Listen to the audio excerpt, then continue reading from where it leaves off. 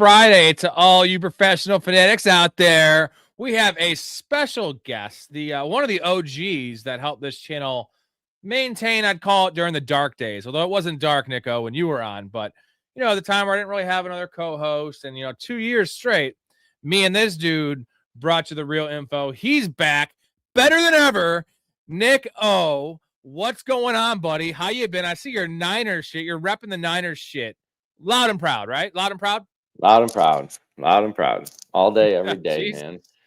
It's going good. Feels good to be back. Rocking the new the cap, feeling like a professional here. Always a fanatic, not always a professional, but ready to roll tonight, man. Knock a little rust off and see if we can't give some good advice. I missed you, man, and I gotta get this for everyone here. You gotta give him the O face, baby. Give him the O face. Oh. You know what I'm talking about. I might be showing her my O face. Oh. You know what I'm talking about. Oh. Yeah, we know what you're talking about, Nico. Damn straight, man. Glad to have you back, dude. One of the brightest fantasy minds, one of the nicest fucking dudes I ever met. Just very grounded, and it's true. I mean, come on. I don't speak no lies in this pod. I'm a very honest person to a fault. I just tell it how it is, and if you're a piece of shit, I'll be like, hey, you're a piece of shit. Not to you though. You're a big dude. I don't want to fuck with you. You're a big teddy bear though. So on your Niners I'm now, rolling heavyweight these years. We could have just recorded our hour and 20-minute dinner session we had before the show, which was essentially a podcast. But give me your temperature of the Niners. Now, I'm a Bears fan. You're a Niners fan. We're both in similar spots. Have a big game coming up. What is it? Week 17. I feel like the Bears have a less of a chance to make the playoffs than the Niners. Like, you guys have an easier schedule, more, long term, you've been better than us. So give me your temperature of the Niners. Brock Purdy in particular, your very high paid quarterback. What do you got?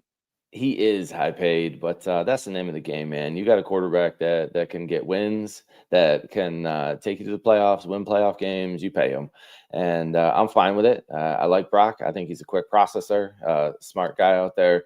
I think they can easily win with him. You didn't see that team putting up the same amount of points with Mac Jones that you did when Brock came back. I know he had a tough week last week, but that offense is ready to roll. They're all healthy. They got all their weapons. They got the Kittle. You got Pearsall. Ayuk is in and out. Who knows what's happening with that hot mess? Jawan's being a bit of a diva, but he's playing. The offense, I'm feeling good. Offensive line, Trent Williams hanging in there. The guy's almost as old as I am, which is talk about the defense. Talk about the defense. That's the tough part. You wanted to avoid that one, didn't you? They're down to their third middle linebacker. He's doing the best he can. They're getting what I would call their third best defensive end back in Yetur Gross-Matos, and hopefully get a little pressure opposite of Huff with him. And that run defense, though, surprisingly, I don't know how Salah's doing it. That guy is a defense whisperer. He's a bit of a guru on that side. I'm afraid they may lose him to another head coach opportunity, but what he's doing with the injuries and with the second and third string players that he's got to work with is nothing short of amazing. How sustainable it is what concerns me. That's where I start questioning the Niners' ability to go deep into the playoffs. I think they'll make it. Real tough division. You got the Rams and Seahawks both with a 1-game lead, but they do play each other, and Niners get Seattle week 18. So anything from 1 to 7 is possible at this point. Yeah, you mentioned Saleh. Like, that's your saving grace is Robert Saleh. Pretty bad head coach. Decent leader, but bad head coach, but an amazing coordinator. Like, he is one of these elite coordinators. And without him, you're lost. And I don't know how he does it, because I don't know if you know, Robert Saleh has like 8 children. I didn't know like he had that many. Oh, yeah. Him and Phillip Rivers are in like an Obi-Wan versus Darth Vader battle on who can have more kids. And they're just pumping them out, bro. Like, that we need to study their cum, because that shit is magical, dude. Like, I thought you were going to say they're OBGYN. Either are they like banging a million times? I know volume isn't everything when trying to get pregnant. Are they banging a bunch, or do they have that magic cum? Because that's a lot of kids. And like, also, who wants to put their wife to that? Do they hate their wives? Like, I know kids are a blessing and all that. I heard that nonsense. 9 kids, 8 kids, 10 kids. Your wife's pregnant like 80% of her life. Dude, that's crazy. She's got to be the driving force behind that, and they're just along for the ride, man. Is how I imagine that's got to be shaken out. Holy shit. I Well, got two, and I didn't want to be outnumbered by them. Right? We got two parents, we got two kids. That's enough. because I've heard the whole statement that Catholics and all these people, they don't believe in birth control. But there is the pull-out method. I don't know if these people know about the pull-out method, and I know like it feels better to go inside. Busting on some big titties is cool too, bro. Like it's good either way. You know what I mean? It's good either way. Yeah. All right, this is a football show, right? What am I doing? Oh, shit. I'm bringing you back home, Nico, because what's funny is I talk about you all the time in the Discord. I put a throwback clip of the day because I have so many shorts that I've made on TikTok and fucking YouTube of just like the random shit, right? It's not always football talk, as you know. And like you're in a decent amount of them, and like you're just a stranger to the stream.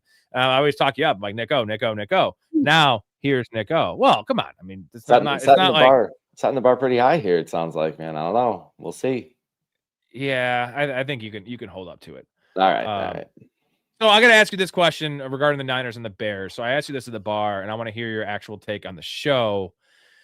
Brock Purdy is 2 years older than Caleb Williams. Caleb's 24. Brock Purdy's about to be 26. So right now, going forward for your team, if you could swap those two, would you take Caleb Williams on your team, or would you stick with Brock Purdy? Because possibly this year, Brock Purdy gives you a better chance to win. But down the road, I think Caleb has more upside. Like obviously has more upside. So who would you choose? Try to be unbiased in a vacuum. Nope. I am, man. I can set my feelings aside a little bit. I'll admit I'm a homer, and I see the banner behind me. But that being said, I think Purdy's been there before, and I think his experience with leading this team and in that locker room is what's going to give them the best chance to get to the big dance. You're not wrong that Caleb's got that upside, especially with that rushing ability. And I think Shanahan is one of those guys who could get a lot out of Caleb, as well as we're seeing Ben Johnson do that. And he's going to continue to grow. I think the sky's the limit for that Bears team. I think they get better. Whatever they walk away with this year is already a success. You're beyond expectations with a first-year coach, and with Caleb Williams struggling with previous regime. And the fact that the Bears are where they are is great, but I'm gonna stick with Purdy, man. I'm gonna stick with the guy that knows that system and that works in that system. Let me throw you another wrinkle. Let's say it's the Raiders. I always use the Raiders as the default bad team, bad situation to throw a quarterback like Jalen Hurts. How would he do with the Raiders? If it was the Raiders right now for next year, would you choose, regardless of contract, age is pretty similar. Let's even throw that out. Let's just say in a vacuum for the next 3 years, Caleb Williams, Brock Purdy on the Raiders next year to revamp this thing with Pete Carroll probably being gone and a new regime coming in. Who are you taking? I think it depends on who the coordinator is and what offense you're trying to run, because they each have their strengths. But it'd be Caleb. I think you can do a little more with him. You can vary the offense. You can hide some of the faults at receiver or in the run game with a rushing quarterback and Caleb's big arm, where Brock doesn't have the biggest arm. I'll admit that, but he makes the throws that he needs to make, and they got the guys in position for the yards after the catch. They got the Yak boys out there. Thank you, because if you were going to say Brock Purdy here, I was going to have to fight you, bro. You stupid fuck. Go buy some sandals. Hey, go buy some sandals. You want to fight? I'll fight you. I haven't fought in 10 years. I'm fighting you. What you got? Let's see. Throw down, bitch. Throw down, bitch. I imagine it might go something like that if we fought. I don't think there'd be any real fighting. No, it'd be a lot of shit talking, and we probably end up hugging. You know what I mean? Yeah, that's it. Hug it out. All right, a couple questions to get to. We'll keep on our thing. We got Brad in here. What's going on, bro? Top says, half PPR, start Michael Wilson, Sutton, or Brian Thomas Jr. One of the three. Now, Marvin Harrison, been ruled out. I would get your take on Marvin Harrison after this. Give me in a vacuum who you got. Wilson, Sutton, Brian Thomas. Thomas has been struggling. You've seen Myers coming on there. Sutton hasn't done much lately. There's Bryant's out there, like we were talking earlier, but you got Franklin, you got Mims. That offense just stinks. I think I'm going to go with a volume play in Wilson. You've seen Brisket targeting him a lot, and Houston is a tough defense as well, probably one of the better ones in the league, but it's the safety with Wilson. He's your catch guy, especially PPR. You're gonna have a floor with him. I think it's Thomas for the upside, but I'm waiting to see it, man. It's just week after week, it doesn't show up. That's music to my ears because pretty much since the original Marvin Harrison injury, any question I got was Michael Wilson. I have in our league. I have in a lot of leagues, and I was also pretty high Marv this year, which was a mixed bag. I mean, he's just not that dude. He's where we've been drafting Marvin Harrison in fantasy has been wrong. He does not have that. I hate using the dog term, right? The dog in him, but he's a poodle. And he looks like he's going through the motions sometimes is the concern, man. And you can't play that way in the NFL. Not as a young player, especially. Like, high draft stock. And, like, what's funny is his dad kind of was that dude, too. Like, his dad wasn't an overly, his dad was not Steve Smith Sr., right? Like, no, he's a smooth operator, right? I mean, but he got by on that because he was a G, and he was awesome. He had Peyton Manning. Like, I want to see some fight in Marvin Harrison. We just have not seen it. And what's really refreshing is Michael Wilson wasn't a low draft. He was a 3rd-round pick out of Stanford, and like I loved him coming out. He was a PP of mine last year, which didn't, he had 4 touchdowns, whatever. Always loved the player, and like you see, what does Michael Wilson have? Extreme fight. Like that dude is going 100% on every single snap. And yes, Marvin Harrison, better prospect, taller, bigger, probably faster. But like not a better player at this stage of their career. Like, and he's never had to go out there and live on try hard, right? He's been able to go out there and live on ability and been one of the better ones doing just that. But once you get to the NFL, everybody has to have that extra gear, man. Everybody has to put in 100 on every single play. Going through the motions and taking plays off, you're not going to be successful in this league. And reputation, right? Like it's like at any level, he was Marvin Harrison Jr. Like obviously in high school, the guy's a freak. In high school, he's a freak. I mean, all these NFL players are freaks in high school. College, Ohio State, top recruit, freak. You know what I'm saying? 6'3", 215, relatively fast. Pretty polished. He was really polished coming out.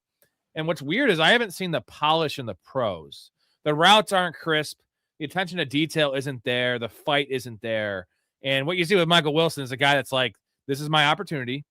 I'm going to give it 110%, and I'm going to fucking work the NFL. And I don't know how sustainable it is. This is a lot of volume-based shit, but here's a Michael Wilson from last week, man.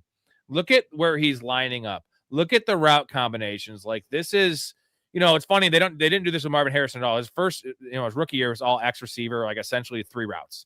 Now, I think Marvin Harrison's capable of running more than 3 routes. I mean, I sure fucking hope so with the draft capital. But they're putting Michael Wilson all over the field, all 3 levels of the field, putting him in motion, and it doesn't matter. He's succeeding. So, like, this is why Michael Wilson is a must start because, yes, Houston's defense is tough, but it's not like, a player like Alec Pierce would struggle against Houston because you need to have time to get Alec Pierce the ball. They're getting the ball in Michael Wilson's hands early, often, quick, digs, outs, ins, posts. Like you're not running a lot of go routes, and like and then go routes against that they're team. Creating that separation pre-snap as well. The pre-snap motion where he's running and somebody's having to shift over to him. You're giving him a bit of a head start. So we all agree. We agree it's Michael Wilson by a mile. And it's tough matchup. But like, what do you think? Give me your Michael Wilson target projection. It's got to be like 10, right? Would you project 10? Like, what would you bet under on? If it was 8, would you bet under 8 targets for Michael Wilson this week? No, I think I'd put that line right about 8.5. 8.5. You bet the over on 8.5, right? I think so. As far as targets, and he should come down with 7 or 8 of them. What's the number you wouldn't bet over in targets? 11.5. Would you bet under? Yeah, I don't. I think 10's it. If I had to stick to a number, that's pretty high though. It is. Care what the matchup is. Like Brissett's playing well, man. He is, and look how much he's throwing. Oh, it's just we've been talking about this in the show. It's just how Brissett, how bad Brissett looked last year with the Patriots, right? And then how Drake May, who was always a raw prospect coming out with throwing to nobody, like gave not only the offense like a shot in the arm, like was like generally pretty good.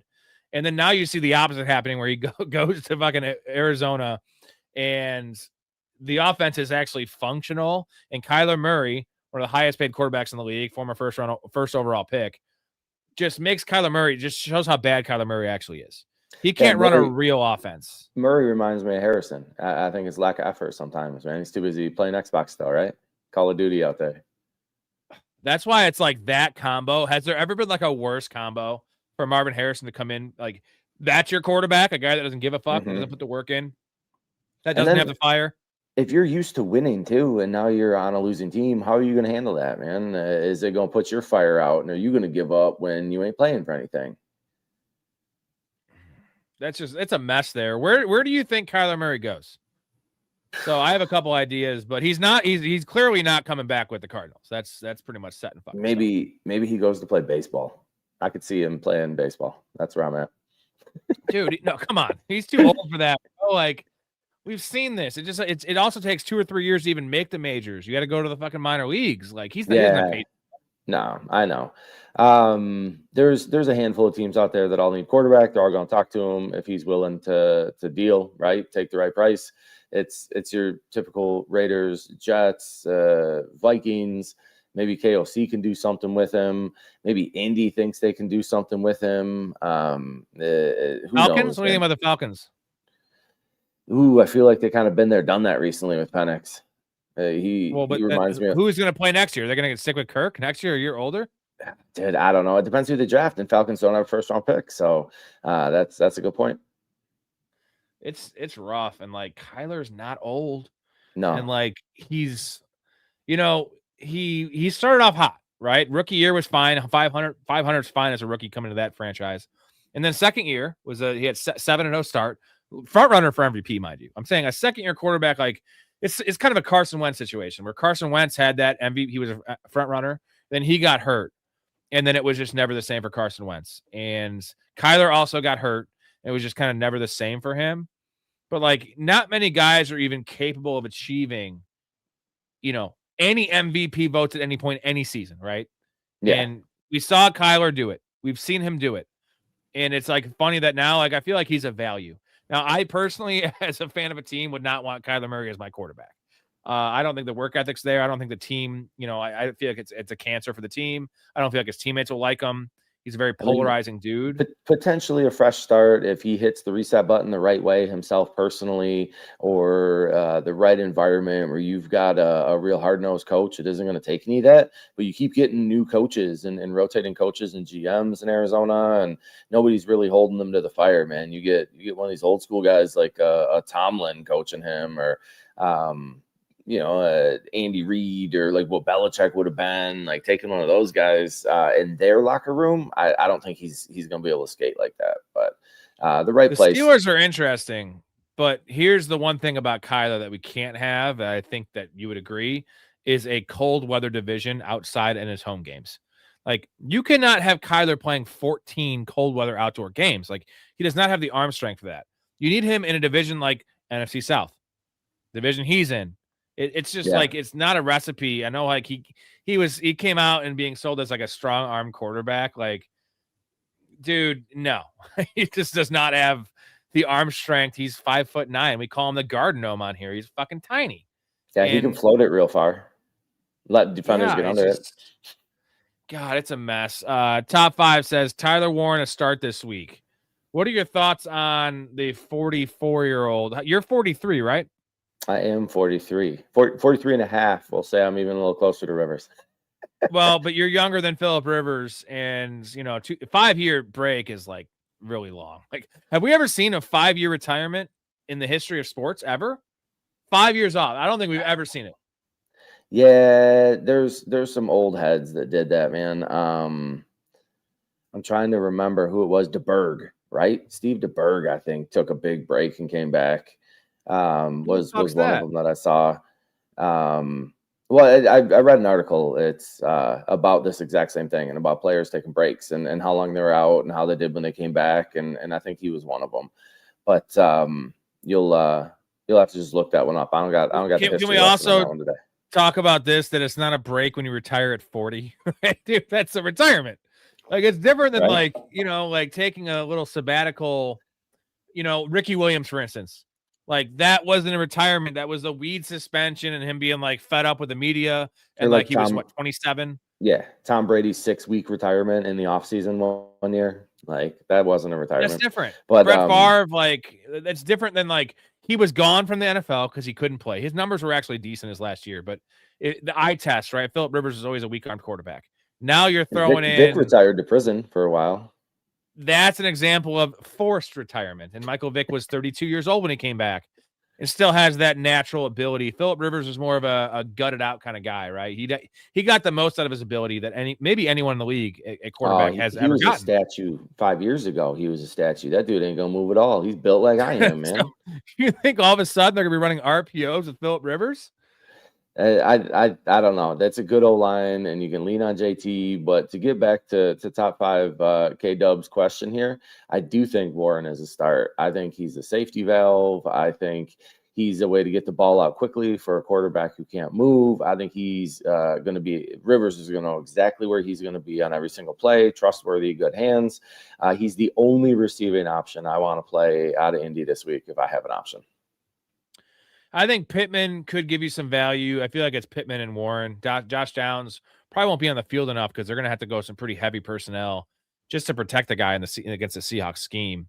Yeah. And then, Alec Pierce, although he's turned into a much more all-around receiver this year than he had years prior.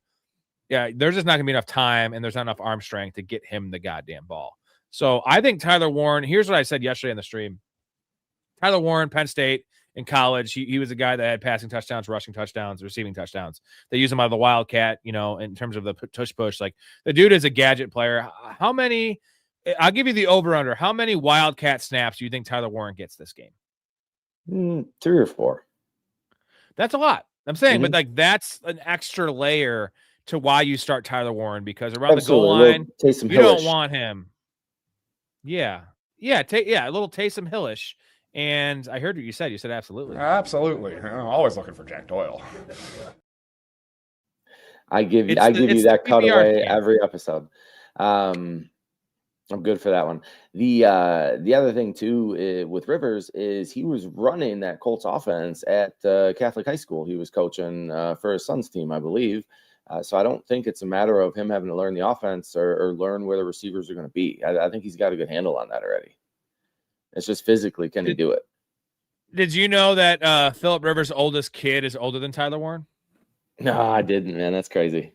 And Phillip Rivers is older than both the head coach and offensive coordinator. That's just, wacky stuff. Did you hear about the Phillip Rivers to the 49ers tie a few years ago? So if they could have gutted out that win against the Eagles in the NFC Championship game, Rivers would have been the quarterback in the Super Bowl for the 49ers that year, is what Shanahan said. Oh, when everyone got hurt? They had him in on meetings, like when they were on installs. They had him on installs on Zoom, and the players didn't know it, and he was listening in. And they were talking to him after Jimmy G went down, and they ended up going with Purdy, the rookie that they liked. But there was a world where Rivers almost became a Niner a few years ago. Dude, I forgot about that game. When who was the guy that came in to finish the game? The Josh Johnson? Was that who? Yeah, and he got concussed right away, and then it was CMC at quarterback. Dude, what a mess. Dude, you guys have gotten screwed. That's why they came up with the emergency quarterback rule, too. That was a big part of that. Right. The Saints also have legendary screw jobs with Drew Brees. Like they, obviously the Stephon Diggs play, but there's been a couple. Man, that's rough. I'm sorry about that one, Nico. Kyle Pitts, MVP says all my best. Shout out MVP, by the way. He's a Patreon member, professional fanatic, I believe. All my best ball teams probably cooked from Kyle Pitts. So I'm guessing he's in a couple tournaments and he lasted in. A lot of people have Kyle Pitts. We've been kind of hit or miss on Kyle Pitts, but it looks like this is finally happening. And Kyle Pitts, did you hear the stat that Kyle Pitts is actually younger now than Travis Kelce was when he caught his first touchdown? That's wild. And I know he came in young, but I didn't realize that was accurate. Yeah. And my comparison I always bring up was Eric Ebron. And Eric Ebron was one of the first early tight ends, 8th overall, I believe, to the Lions, where he was just labeled a bust right away. But the guy was 20 years old coming to the NFL. This is before we expected tight ends to be like, because of Bowers and Laporta and some of these guys. And Eric Ebron, of course, leaves Detroit and has 13 touchdowns for Andrew Luck in his 5th season. Now, this is Kyle Pitts' 5th season, and Kyle Pitts is 24 years old. Like, it's crazy that he's 20. He's at injuries. He also has had the most extreme expectations, like the expectations for Kyle Pitts. That's a big reflection of the fantasy community, because where he was drafted in real life 4th overall, wacky wild shit. Drafted ahead of Jamar Chase, by the way, which is wrap your head around that. Yeah, but And the then one-offs that have been really successful at tight end early in their careers are exactly that, man. They're one-offs. Historically, that's tough. Like I'm showing my age a little bit here, but I go back to Vernon Davis with the 49ers and an elite pass catching tight end there. And he was drafted, I want to say 8th overall in the first round. Like he was one of the higher tight ends ever taken back then. And he didn't fit the bill right away, man. No, almost none of them do that first year. Dicka's the only old OG that did it right away, right? And Vernon Davis became a very, very good player. It was just Vernon Davis 40 time was so awesome. And it was like the athletic freak, which what he was. But the tight end position is probably the hardest position to play in football. You have to be an offensive lineman and a wide receiver, bro. You got to essentially be in both meetings if you want to be elite at both. And it takes time. So it's like Vernon Davis, high draft pick. Like, so, but Kyle Pitts was more in the fantasy, like more fantasy stuff to where like the expectations and the hate on Kyle Pitts has gone so far. Yeah, they're going to line him up in the pissing slot. people off. Yeah, he's going to be. We've heard that. We've heard that. And you know what the thing is, man, is they've been doing like they fuck Kyle Pitts over because they tried to make Kyle Pitts a receiver. And let's be honest, like he is a top 90 receiver talent in the league with just based on his speed and the injuries and his agility. He's if you use him properly as a move tight end, he's probably a top 5 athlete in the league. But they were just lining him up as a receiver all these years because that's what they thought. Like, why don't just draft Jamar Chase if you want to do that? Now it's a receiver. Yeah. Now look at what they're doing. They're using him all over the field. Like they're making him. They're using him as a mismatch, which is what they should have always done. But it's also the Atlanta Falcons, and they really have fucked his career over. Outside of the injuries and some of the bad quarterback play, I feel like they did him a disservice. But the Eric Ebron thing just makes a lot of sense because we've seen Eric Ebron, who was a bust, and he didn't do much after that. But like Kyle Pitts, there's hope. And for the rest of this fantasy season, especially if Drake London doesn't come back, please come back, Drake London. But if he doesn't, I think Kyle Pitts is like, I almost want to start him over George Kittle. Like no offense against George Kittle, but you're just not getting volume there with Kittle. The difference maker for me is London being out. Once London's back, if I see a Pitts game with London, then I'll start to believe it, man. But for right now, I don't think they have any other options, and they have to lean on him and move him all over. And Cousins knows that's his best receiving option on that field, and you can't run the entire offense through Bijan. Jay says, could New Orleans be a viable playoff defense? Their matchups are real nice, bro. And Chase Young's playing pretty good. What do you think, man? Because they have nice matchups down the stretch, but who do we even trust? We were talking about this last time, the Bucks defense, like just being awful against the Falcons and Kirk Cousins. Yeah. So it's a flip a coin anyway. If you don't have Houston or Seattle. But the Bucks were a team I was stashing everywhere, and luckily I have them in all my bye teams, and I only had them in one of my teams alive. I don't know if I want to start the Bucks next week against Carolina after what I saw. So would you rather play New Orleans? Oh, dude, that's tough. I don't know that I want to play either one of them. What's the matchup for New Orleans the next week? I'm having a hard time remembering. So they have they're at the Panthers this week. They have home against the Jets and then at the Titans. And I think that's what people are seeing in Jets and Titans. Is there anything better than that? You've got what is it? Brady Cook starting at quarterback for the Jets this Cook, week. Bro. It's rough. It's rough. I think, you know what? I think they're an option after this week. I don't know that I love them against Carolina. You've seen Carolina kind of play up to their competition a little bit. They took the Rams out. They hung with some tougher teams. They were right there with Green Bay, if I remember correctly. It's one of those that I'd like a better option this week, but the next 2 weeks, yeah, man, stash them and make your run. If you're in a league that's only got 4 teams in the playoffs, you haven't started yet. So speaking of Brady Cook, dude, so Breece Hall it's been pretty rough. What would you guess Breece Hall's receiving yard line is at this week? Dude. They are against the Jaguars, okay, with a terrible rookie quarterback starting. What would you guess his over-under receiving yards this week? That is a really tough question. It's a weird one.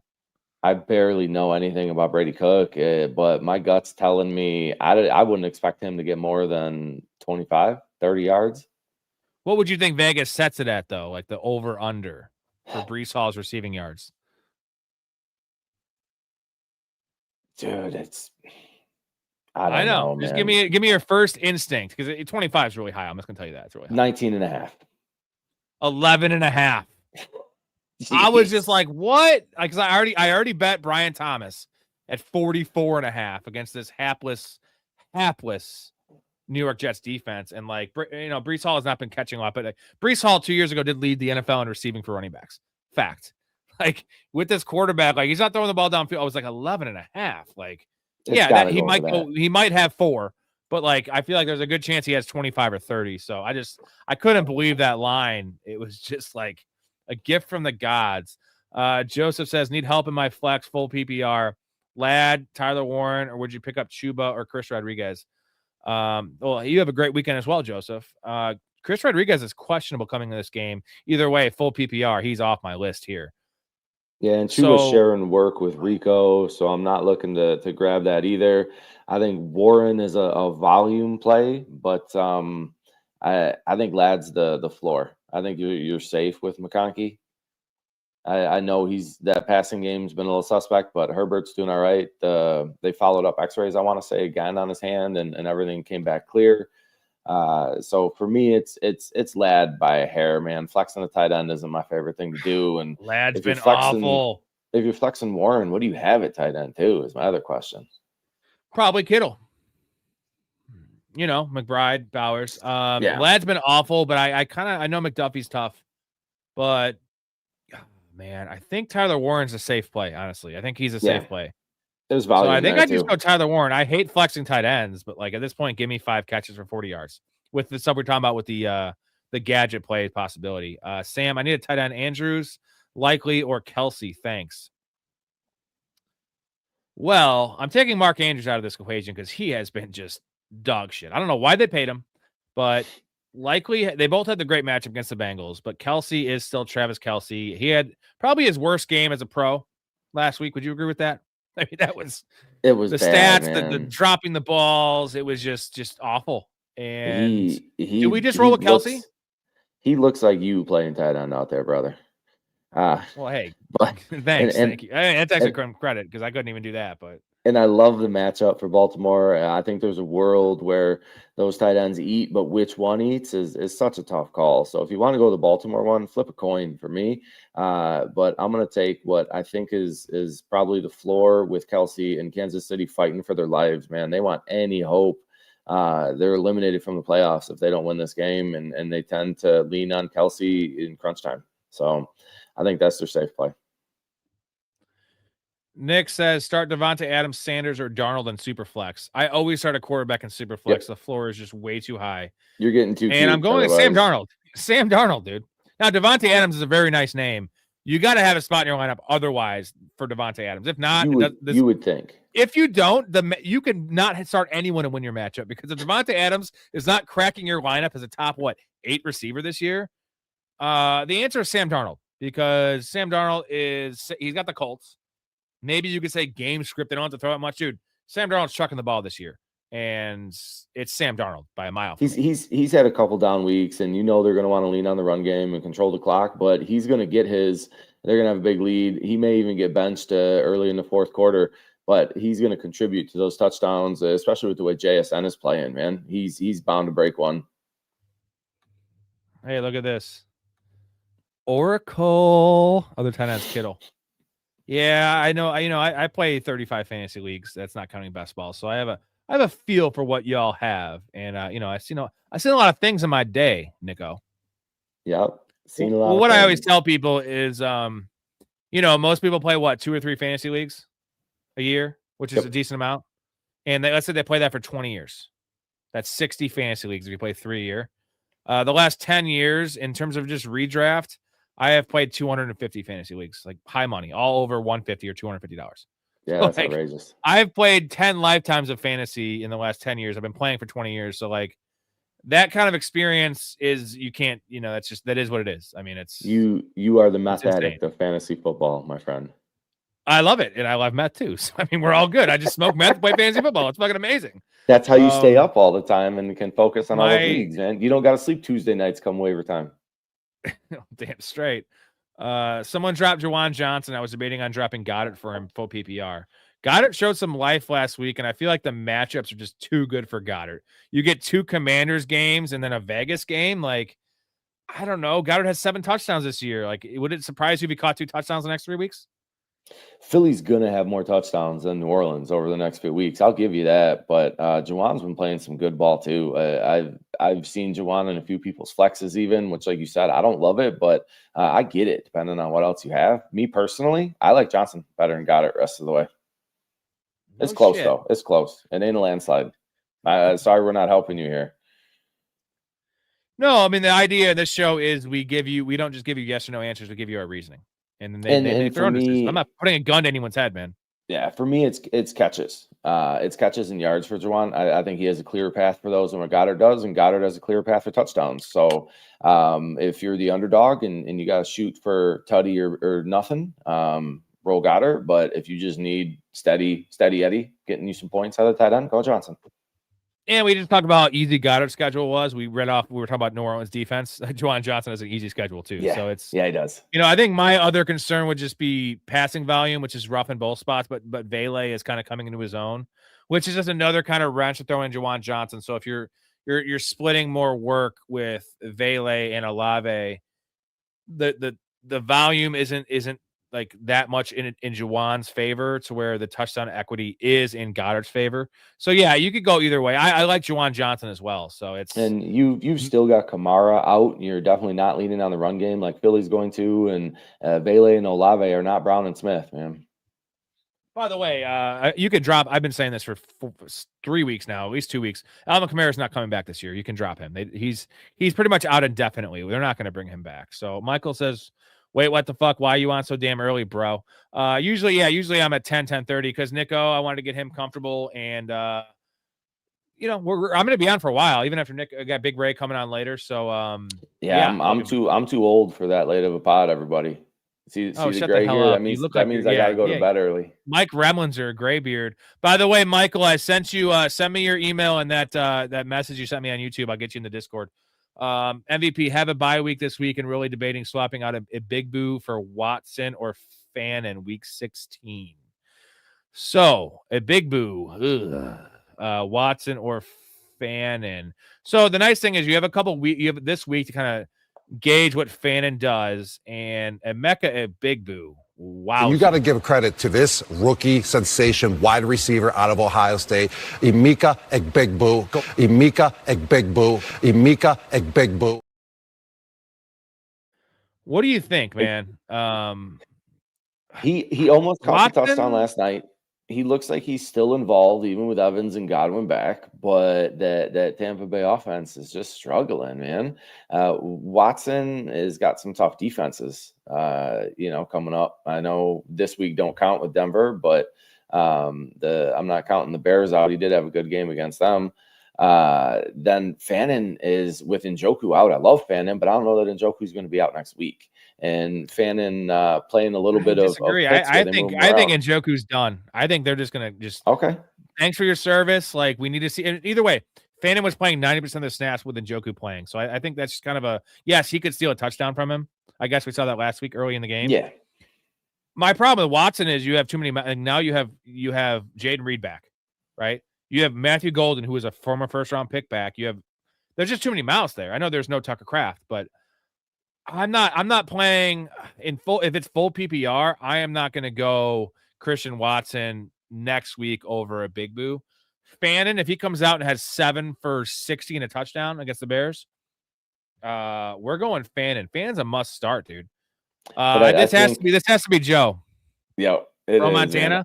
It is. What's going on, dude? Bears versus at 49ers gonna be my first super chat. A guy that just tuned into the show. Y'all are slacking. I love you guys. I'm just kidding. Bears at 49ers gonna be lit. It is gonna be lit, and you guys need to win this game more than we do. We're a year ahead. You guys are a year behind, if that makes sense. You got to win. Yeah, I'll give you that, and it's in San Francisco, which helps. But it's gonna be a tough game, man. We gotta see what that defense does. Ben Johnson's gonna put some wrinkles in. You've seen the 49ers against his offense before, and it's been hit or miss. Luckily, they came out ahead against Detroit in the playoffs recently, but I don't know. It's Saleh versus Ben Johnson is what that comes down to me. Real quick, this last Fannin little bit. This is Fannin's route chart from last week, dude. Kind of not as crazy as Michael Wilson because he's a tight end, but look at the route combinations, man. Downfield, crossers, inline, a little bit in the slot. Like they line up in the backfield too. This is why Harold Fannin's and also think of who the receivers are. Jerry fucking Judy, bro. Like, I know how who's much taking work from him. I used to love Jerry Judy. All right, come on. Hey, I finally conquered that addiction, right? It's like having an addiction to prostitutes. I finally was like spending too much money on hookers. I got to stop. I got to go to the bar and ply myself. And I stopped drafting Jerry Judy finally. And this year is synced feeling, bro. Massage therapist. I feel like this was the year that I should have been on Judy because what he did last year with obviously that was the Joe Flacco experience, which just is awesome. But this was a year he was an 8th round pick with that production last year, and it didn't bite, man. I think I took Jerry Judy in like 2 spots out of 35 leagues.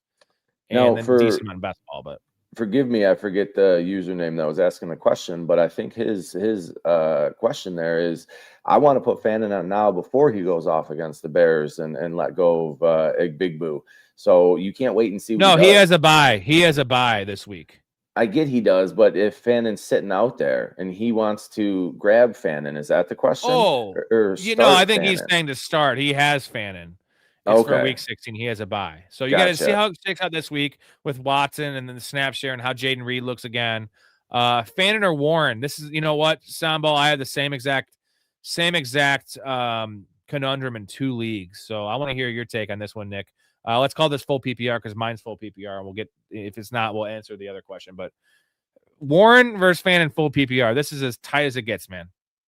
It is. This is tough. This is the classic coin flip situation you're in. But for me, if it's my team, I'm playing Fannin just because it's a known commodity. You know how much he's going to be out there. You know what he's going to be in that offense. You know who the quarterback is and expect a certain level of production. Saw Shedeur throw for a lot of yards last week. And I don't know how much Rivers is going to throw for. I don't know how much they're going to move that ball. We don't even know if it's going to be Rivers, really, when it comes down to it. And the potential wildcat formations or snaps at quarterback or line and Warren up is enticing. But that's a risky play for me. And I'm not trying to take any more chances than I have to in fantasy football playoffs. Here's the problem. We don't know even right now who the starter is in Indianapolis, and they're playing this one really close to the vest. I wish they just told us everything. Good, tell me everything. Okay, they were both here. They were both inside me. Eduardo was in my mouth and Luther was in my butt. Oh my God, no, don't tell me everything. What? No, what? Damn it, Bonnie. Eduardo who? Sanchez. Holy shit, tell us more. Then Luther went in Eduardo's butt for a while. Tell us less. Then they both completed on each other. I was left out of the finale. I love that clip. I try to play that every single one. It's so all right, I'm gonna take your advice. I think Fannin's the play. Now I like the upside with Phillip Rivers jumping down, but like that might be 6 catches for 40 yards. And if the gadget stuff I'm talking about with Warren doesn't pan out, we're in a world of trouble. We got a troll in here. I got to address this one. This is funny because it's wrong. Rob, not that it's wrong. I didn't say it because I don't think I said it, but even if I did say it, Rob told me to start Isaac Tesla last week and lost me in the playoffs. First of all, I would have told you that when Amon-Ra St. Brown was supposed to be ruled out, which Tesla was a good start. Second of all, St. Brown played, so you should have realized not to start him. And Tesla cut a touchdown. So, like, he still scored like 11 PPR points, which in a pinch is not terrible, Nico. And third of all, you are your team's manager. No one else is in charge of you. Right. But I'm saying he's wrong. This is such a wrong, like, if you're trying to troll, this is like the worst thing ever. And I shouldn't even give you airtime, but it's just like funny. Like, I'm just saying, if you're going to troll, be better. Be better than this because, like, dude, I could have 15 beers. I've only had like 9. And I could tell you that's a stupid statement because Tesla was still a top 36 receiver, I believe, with that touchdown. And it was all under the presumption that we all figured Amon-Ra St. Brown was going to be out, Nico. Mm-hmm. It came, of course, St. Brown's just a fucking badass who plays through everything. So then you should have been able to be like, okay, I'm not going to start him. And I actually had him starting in 6 leagues, and then I didn't start him in any leagues, which I was actually kind of upset about because technically that over a streamer, like I would usually take 11 points if you're talking about streaming a position, right? Mm-hmm. Could be worse. I'm flexing Fannin this week because I have McBride PPR. I'm doing that as well. Fannin's fine. He's like top 6 tight end and probably top 30 wide receiver in PPR, roughly. Like Fannin or Christian Watson, that's a debate, right?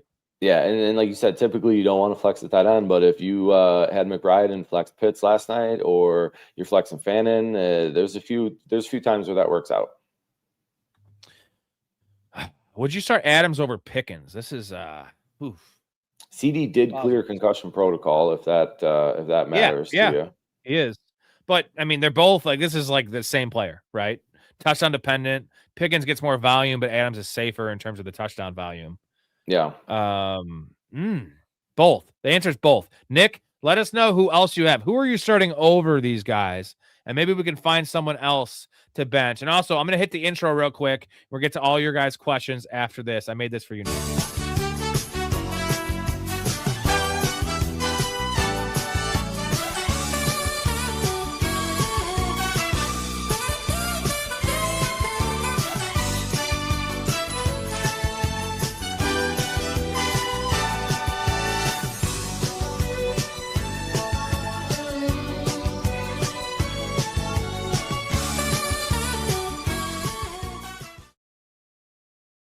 I love it. We'll get to everyone's question here in a minute.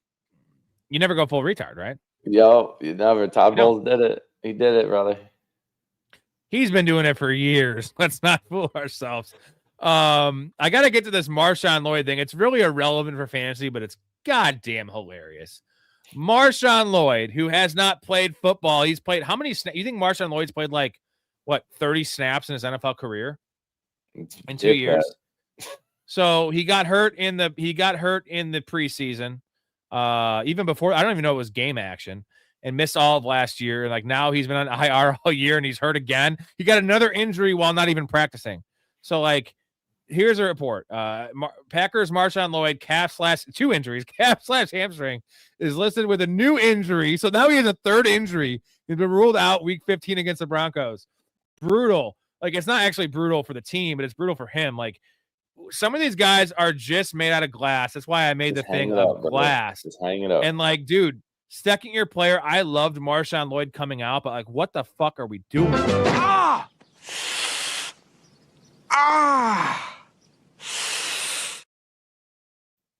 always make the joke on this show that Marshawn Lloyd gets hurt going to the grocery store. He pulls a hammy shopping. And it's unreal. It's literally unreal. You grab the cart, isn't it crazy that there's dislocates your shoulder? But there's some players that either play through injuries or just don't get hurt that defy everything because they're playing the same position, running back, or a guy like Josh Allen who has not missed a start. And Josh Allen he's playing quarterback, but he's also playing running back. The dude's getting his brains beaten in, and he's playing in cold weather. Dude doesn't get hurt. And you got Marshawn Lloyd getting hurt on IR. You can't make this shit up. It's fucking crazy. That's outrageous. It's funny to me. And I love Marshawn Lloyd. I'm just upset because I went on a limb saying Marshawn Lloyd had a lot of LaShawn McCoy in him. And that has not aged very well. LaShawn McCoy's a pretty good player. And we've yet to maybe Marshawn Lloyd's a great player. We just have never seen anything ever from him. So your best ability is availability, right? I would agree. Baker is playing really bad, Michael. It's, and that's the nice thing is Mike Evans is a good comp to have as a receiver for him because he overthrows everybody. It's really hard to overthrow Mike Evans, but a Big Boo can't jump. So that's a problem. And Chris Godwin's injured and small. So you want these to talk throws, about a guy with a dog in him, man. The effort that Evans puts in on every single play and his focus, man, even at his age and coming back from injury, Marvin Harrison needs to take some notes. Yeah, please do. Like Steve Smith said, Jerry Jeudy's a Jag. Nick O loves calling people Jags. That's kind of your go-to, right? It is, man. It is. Love it. It's your thing. Yeah. And Jerry Jeudy is just a Jag. Good ability for real, good ability. And I on this podcast, this is before you came on with Kappa, but I'll eat my words again. I'll admit when I'm wrong when I say dumb shit. Just I'll shove it down everyone's face when I told everyone to pick up Michael Wilson the second appendectomy hit. And I was like, Michael Wilson's a must start. Grab him now. Everyone else was a week later on Michael Wilson. I was a week early. I call Jerry Jeudy Devontae Adams after his rookie year because of how he gets off the line. The only other player I've seen like Devontae Adams is Jerry Jeudy, but the problem is Jerry Jeudy can't catch, and he's kind of a bitch. Yeah, he doesn't have He gets that open. physical stature that Adams has, though. No, but I'm just saying, like off the line, like the little stutter step, like he does have a little bit of that. I think I overreacted a little bit to Jerry Jeudy. Got a little excited there. A little prematurely excited. Ooh, I do that a lot. I can always just stay hard though. Wally says Woody Marks or Rico rest of season, full PPR. Man, you take this one, Nico, because this one hurts me. I've got that exact same situation, and I really wish Hubbard would just quit showing up, man. He's killing Rico's value, and Marks has nobody there taking his work away. So if I got to pick between those two, I'm leaning Marks. I realize Rico may get a few more catches, but Hubbard can catch as well. But I'm going with the Woody between those two. Same. I'm the biggest Rico guy around. I have him everywhere. By the way, me and you had that in our league. By the way, Nico is in one league. He's in second place, and that's just he's taking a year. That's why Nico has him in the show. He's taking a year off. A year off from football for Nico is still playing fantasy and following his team, but it's not. It was a big part of your life, and you needed a break. Yeah. Multiple days every week. A whole lot of. You'll be back. You'll be back though, right? You're gonna play more than one league next year, right? Gotta take a sabbatical sometimes, right? Hit the reset button and come back fresh, man. You get a little burned out.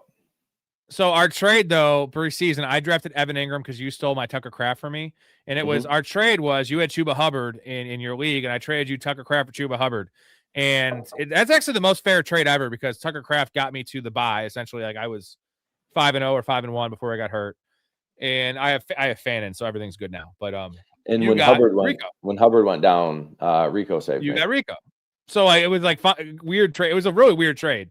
Because I think I gave you Evan Ingram and Rico, and you gave me Tucker Kraft and defense IDP or something. Maybe. Yeah. So it worked out. Faninkas, let's fucking go Shador, baby. People love Shador. We're a little bit cooler on Shador, but hey, it's better than what we thought. All right, real quick before I get to any more questions, keep on pounding them in. Also, just so you guys know, we do have, as usual, the ProFan beer chug fundraiser, and also I added in every 15 I do a shot. So every 5 super chats beer chug, every $20 super chat beer chug. Everyone that signs up for the Patreon during the show live beer chug, and that's just gonna be me today because Nick O is taking a sabbatical he does a lot of sabbaticals, folks. Also here's Helen Hunt for you. You want to see Helen Hunt? Say hello to Helen. Hi Helen, we love Helen here. And then real quick, shout out to all the Patreon members keeping the lights on here 7 days a week, gentlemen. We are on 7 days a week with 8 or 9. Now we're up to 8 or 9 recurring guests. And Nico, big part of the show. We'll see him next year. He wanted to come on and say hello to everybody. But thank you guys all for helping me out and during these trying times. And next year we're gonna be booming even more with this content. We're making a lot of money, a lot more perks than just getting the Discord or supporting me, access to the Discord, my bets, early access to my bets. Community fantasy leagues, which are going to start with NFL playoff fantasy coming up after the regular season. Guest appearances on the pod. We already had like five fans on the pod. If you want to come on here, you just need a computer and decent speaking voice, I'd say. Free merchandise like this hat, a lot of other good things. Also, access to the bets, boys. 71-38 on the year.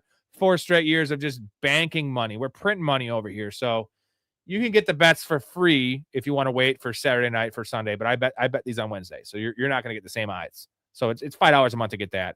Why not also support me, support us, get this show going and keep it thriving, right? Because it's guys, for sure. It's none of that bullshit. They're getting 20 hours of live. Me and my guests 20 hours live a week. I have missed one night in the last fucking 5 months, bro. That's dedication, and it shows, man. True professional over there. And I got to shout out to all the fanatics as well, man. Love that y'all are holding Rob down. You'll be seeing more of me in the future, and giving you what you need to go out and win those leagues and win those bets. And you're not getting any better info anywhere else. We're both 1 and 2 in the only league I'm running, right? So it counts a lot for me this year in that one. But next year I'll jump on a bunch more again. Hopefully get a Fanatics League or something like that going. And we're gonna do like 5 or 6. And this is funny that I've had, I have a lot of good guests. Like Storey, Ray, Hastings. Like, I have a lot of really good guests, and like, you're one of the best. This is your first appearance in the show. It's like my actual fans are probably just like, where does Rob find these people? Like, I have like, y'all are pros, dude, and like, not just like knowledgeable, but you're fun, you're funny, you're cool, you're like, you're good people, and like, that's like the community that I'm building. That's what I'm proud about the most, is like the people are all awesome. There's no bullshit political arguments. There's no like, we have a lot of arguments about Jalen Hurts, and like, it gets heated, but no one gets personal. It's just, I'm very proud of like the kind of people that I'm attracting, if that makes sense. And it comes down to my guests, maybe myself, whatever it is. Like, I don't want toxicity up in here, and we can all win money. I love talking shit, bro. You know that. As long as it's like somewhat respectful, you know what I mean? Let's not make it personal. If you have a small dick, I'm gonna say you got a small dick, but like, you know what? Hey, some girls have shallow vaginas, and that's much needed, right? And I'm gonna ask how you know these things. I'm a peeping Tom. There it is. You know, one of the darkest parts of weirdest parts of what the hell am I thinking? God, I've been drinking. Back to the Future is his dad is essentially a peeping Tom, like in a tree looking at his mom, and it just like kind of glazed over in the movie. But like, I guess back in the 50s, you can get away with a lot more shit. But nowadays, that's called assault, brother. Is McBride a first or second round pick next year? Well, he was essentially a early third round pick this year. So Trey McBride, I'm gonna ask you this, Nico.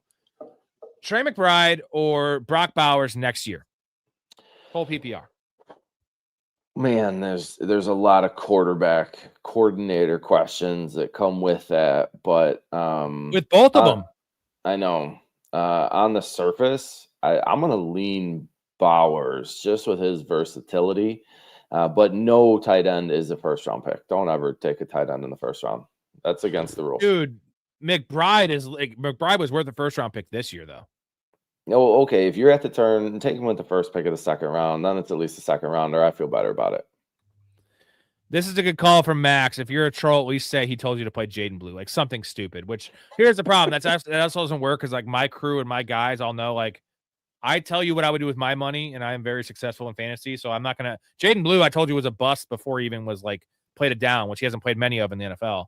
So like that doesn't work. There's not a lot that can work. And, you know, keep on going, keep on trolling. Also, you know, you can do other good things like go jerk off, go watch Family Guy. I can give you a bunch of good movie recommendations. There's a lot of good things you can do. Go to the bar. I don't know. Just don't drive. Be respectful. Be responsible. I'm whispering now. That novel you're writing? Sam, wow, you guys good because you break it down and make it easy to digest and make good decisions. That's what we want to do. You guys make your own decisions. I'm not going to give you a yes or no answer. A lot of these channels, whether it be on comments, they just give you yes or no. Like, thanks, bro. Like, I wanted to hear why you say that, so then I can make my own decision. Make an informed decision, whether it's in fantasy football or any aspect of your life. Get the info and decide for yourself. Don't let anybody tell you which way to vote or think. That's nice. Nick says, I also have CD and Javante. It's Dynasty, and plan on having all three of Pickens, CD, and J. Yeah, wow. It's worked out this year, and actually, Cowboys are just always a machine on offense. So, I'm going back to his question. So that was his team, right? He was asking us about. Yeah, I'm gonna play Adams over Pickens because I don't want to play both of them. Agreed. And the Pickens performance last week, beyond just the box score, was just disgusting. That was the laziest fucking thing I ever seen. That's the George Pickens we came to know and love in Pittsburgh. Let's be honest.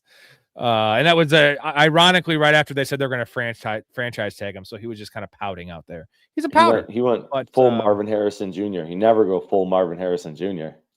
Nice. You don't do that. And real quick, I'm just going to play this clip because I fucking love this clip.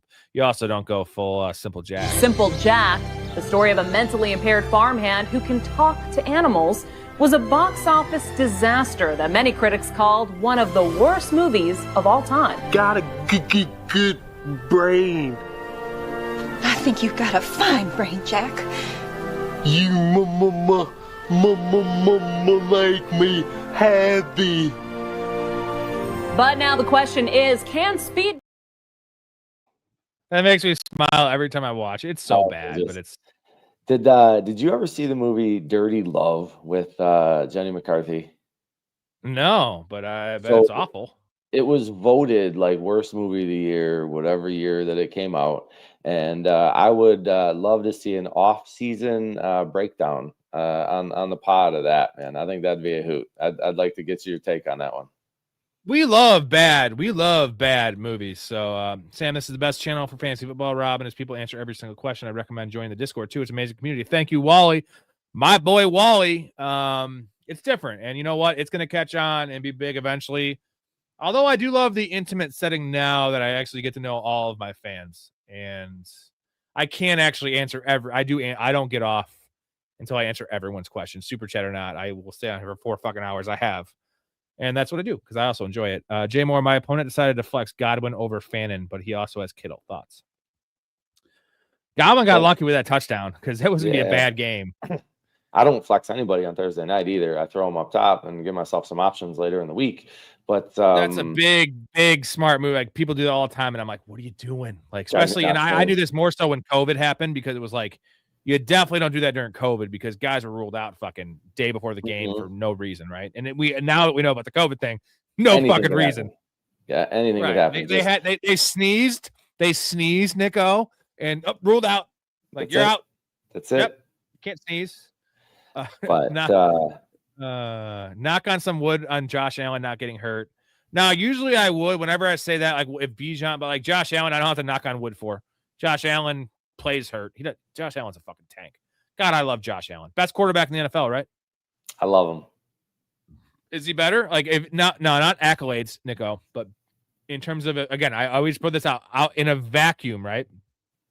In a vacuum, would you want Patrick Mahomes or Josh Allen playing for the Raiders? Yeah, well, Mom also said for you to stop sticking your dick in the vacuum cleaner.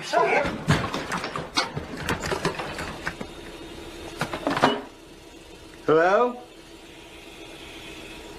Hello? I said don't disturb you, I'm cleaning my room!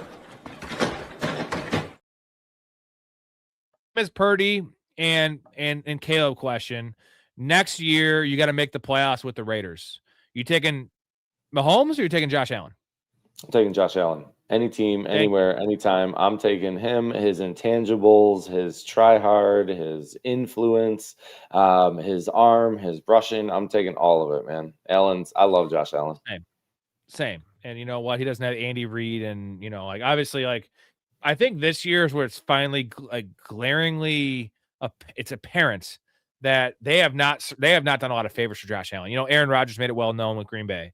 Josh Allen's not that dude. And the receivers they're throwing out there this year, man. Gabe fucking Davis is back. They signed Brandon Cooks. Brandon Cooks is literally playing as many snaps as Khalil Shakir. Khalil Shakir is a gadget guy. Like, Dalton Kincaid's fine, I guess. He's been a bust tight end. It's been rough. Coleman, dude, Coleman's terrible. Like, it's just a mess there, man. Jay Moore, if Rome misses, should I flex Burden over Rico, Hampton, Vele, or flex a tight end like Theo Johnson off waivers? I'm not into tight ends. I would play Fannin for sure. If Rome misses, Burden seems to be the play. Although, as we know, local Chicago boys, it's going to be 0 degrees here, dude.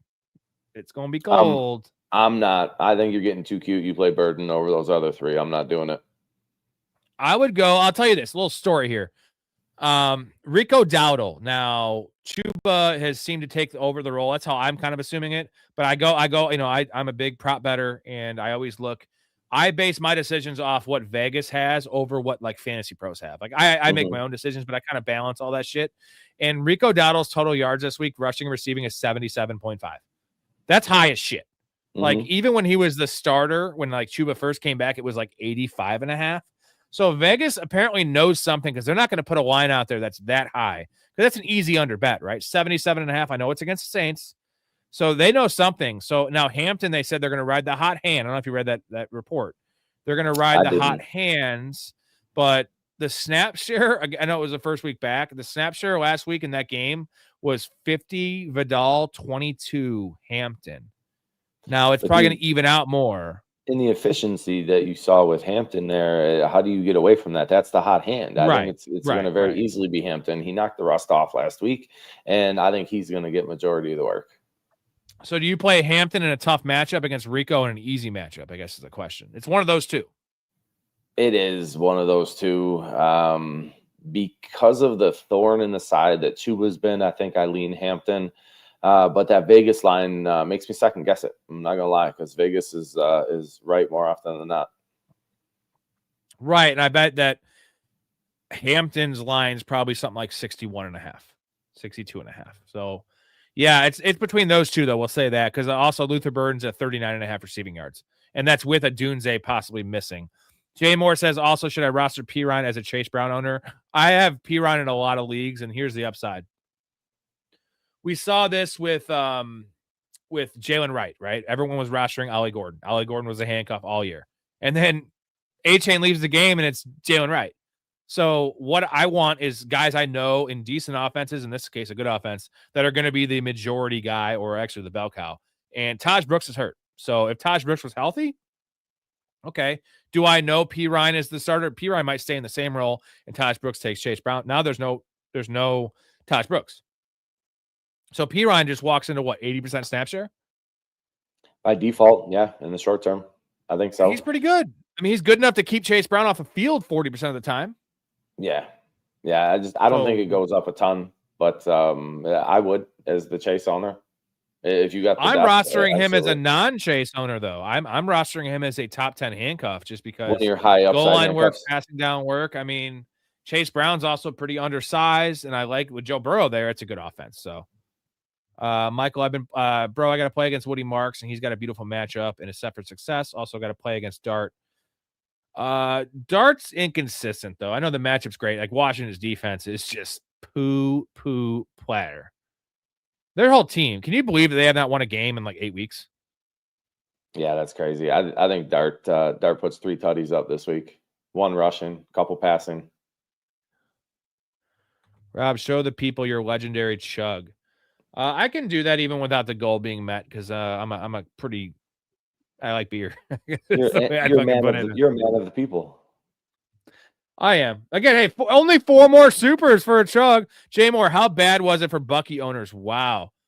He was effective when they were giving it to him. Why not give it to him Sean more? Tucker, though. It was a Sean Tucker goal line stuff because it wasn't just a touchdown. It was multiple trips to the red zone. Sean Tucker's in there. That was the most concerning aspect of what happened with Bucky. And he's still a must start because who else do you have? Right? He's still a top 16 dude, but it's not. I mean, you can't start him with confidence with upside, right? I'm going to chug this. No, but they should have given him more work. He should have got more carries. He should have got more touches. Even looked for him in the short passing game where maybe Baker is a little bit more accurate. Yeah. But that's a tough pill to swallow, man. First round of the playoffs, if you started Bucky on Thursday, you got some catching up to do. Trust me, that was my Thursday night bet. Bucky over 83 total yards. And, first 2 plays of the game, 11-yard catch, 11-yard carry. Yeah. I'm like, money. And then, I don't know, man. And then the funny thing is he had the 2 Wildcat snaps in the early fourth quarter, 22 yards and 6 yards. Or sorry, 16 yards and 6 yards. So he got 22 yards on those. So he had 44 yards and 4 touches. Mm-hmm. And then there's like nothing else. And that team has problems. It's the coach sucks. Bro, what the fuck happened to Helen Hunt? Plastic surgery gone wrong, my dude. That is what that is. That is not even a human being. Whoa. I would rather bang Nico, and that's over a lot of people. But Booty could be asleep for fantasy playoffs thoughts. This is I want to hear your thoughts, Nico. This is like a revolving. This is a mini Packer situation, right? It is. There's a lot of different receivers there. Nobody's completely separating themselves. It's hard to know who's going to get work which week. You got Diggs and Booty up there. You got the Patriots who I think want to lean on Hendo and Stevenson and control clock and play defense. That's a Rabel MO right there.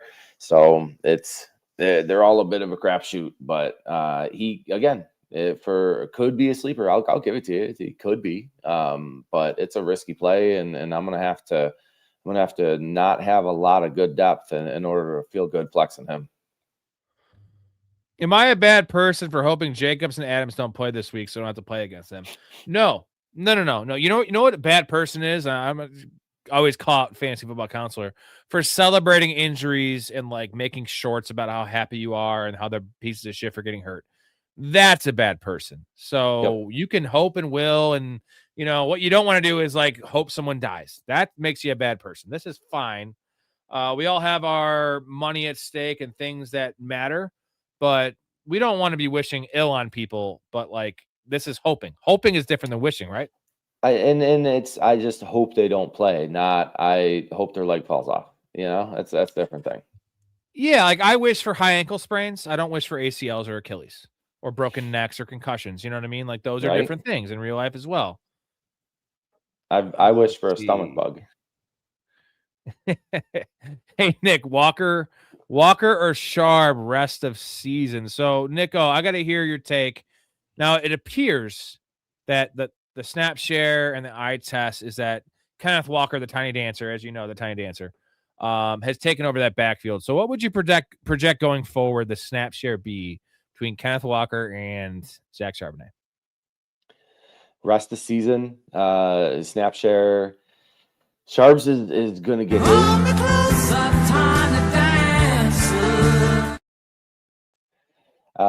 Sharps. No, sorry, go on. Keep on going. He's going to steal some touchdowns, unfortunately, and I don't trust that offense at all with either one of them. And it's like a 60-40 Walker Charbonnet for me. Yeah, 60-40 sounds about right. Now, the problem is if Charbonnet continues to get majority of the goal line work. That's exactly it. 40 and goal line Charbonnet work. is still flexible, and like I feel like Kenneth Walker is a borderline. He's a mid-range. So, Bucky Irving or Kenneth Walker rest of the season? Like that's a valid question, right? It is. It should be Bucky Irving. It should be fucking Bucky Irving. But if Sean Tucker's still in the goal work. Yeah, Irvin's electric, dude, and he's the home run hitter, but Tucker is to Irving what Charbonnet is to Walker. And you have Rashad White in that backfield where there's no third guy in Seattle's backfield. Yeah, and they're a little bit more effective of an offense right now, playing a little bit better at football. They do have some tough matchups with the Rams, but with the Colts, I'm not too worried about that defense. I think I'd go Walker. Yeah, it's what a wild world we're living in. Jay Moore, not to jinx injuries on players, but who can you see getting nicked up this week? This year we've seen a ton. Please, now again, I don't want to be this guy, but please, Kyren Williams have a mid-ankle sprain so I can get my Blake Corum and win. I would win $20,000. I'm literally telling you, if I have Blake Corum in like out of my 35 leagues, counting my wife's leagues, I have Blake Corum in like 26 leagues. So like, dude, if this week, if Kyren goes down, bro, Blake Corum is a top 5 running back, right? So is Jay Moore looking for the handcuff, looking for the elite high upside handcuff, and which one, right? Who do we think, which starter can get nicked up? It's not Bijan already Walker, played, so it's not Bijan. Right? It's Walker for me.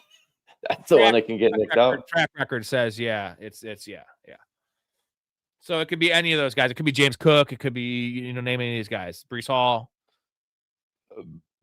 Chase Brown, like I was mentioning, rostering Samaje Perine. I mean, so who's more likely? Kenneth Walker is the answer because of the injury history. Now, I will say that my boy Kyren, not my boy, but the guy I mentioned, Kyren, it already has a little bit of an ankle injury. But he's not necessarily playing enough snaps to get hurt because they're playing 50-50. So it's less likelihood Kyren does get hurt because he's not playing as much. And Jacobs is banged up already too, but he's another one that you could point at. Yeah, Jacobs might not play. It looks like he's trending towards playing. I would say it's probably 75% chance. It's Josh Jacobs too. That guy's a fucking warrior. Jay Moore, how many points will the Jags defense score this week? It's a nice matchup against the Jets and Brady Cook. How many? I guess let's phrase it this way: how many points do you think the Jets can realistically score? Now, I'm going to just say real quick before you get to your answer. This seems like a game that the Jags will lose. Like not for the line. I'm saying this is this is the NFL this year, last couple of years. Like, does this not scream like the dumbest loss that you'd ever heard? This would be the dumbest loss, right? The surprising trap game. Nobody has film on this quarterback. He goes out and gives it his best and surprises everybody. AD Mitchell catches some deep ones or Hall breaks one, but I don't see any more than 13 points out of the Jets. Right. And how many points did you see out of Atlanta last night? Did you think the Falcons could score last night? Did you see 30 points, 32 out of the fucking Falcons? 20, 17, 20. Did you see the Dolphins? Now, the Dolphins have shown since that win against the Bills that they're actually pretty relevant. I mean, they've been winning games, but did anyone see that coming? Like, this just has the last makings. What was that? Titans, dude. And there is no way Titans were going to put up over 30 on that Browns defense. I saw absolutely no chance in that. Didn't you pick them for the survivor pool? I lost in the survivor pool with the Browns. Well, yeah, that was a bad pick. See, I will at least we lost on the Bucks. I'm standing by that tiebreaker. That was my logic. I wanted to have an edge come the tiebreaker, but I died before the tiebreaker. The Bucks were 8.5-point favorites. At least the Browns were only 4-point favorites. Like, I knew that one was bad because the Browns suck. Their defense is good, but like apparently the Bucks suck, and I was wrong on that one. So Tennessee's offense has been bad, and Cleveland's defense has been good. That should have very easily been a win.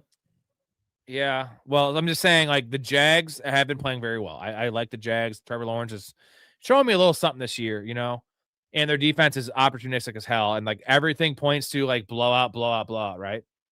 And would it surprise you though? Like, what do you think? Give me the chances that the Jets win this game. Slim to none. I don't see it. The Jags are playing too good of football right now. They're a solid team. They got their feet underneath them.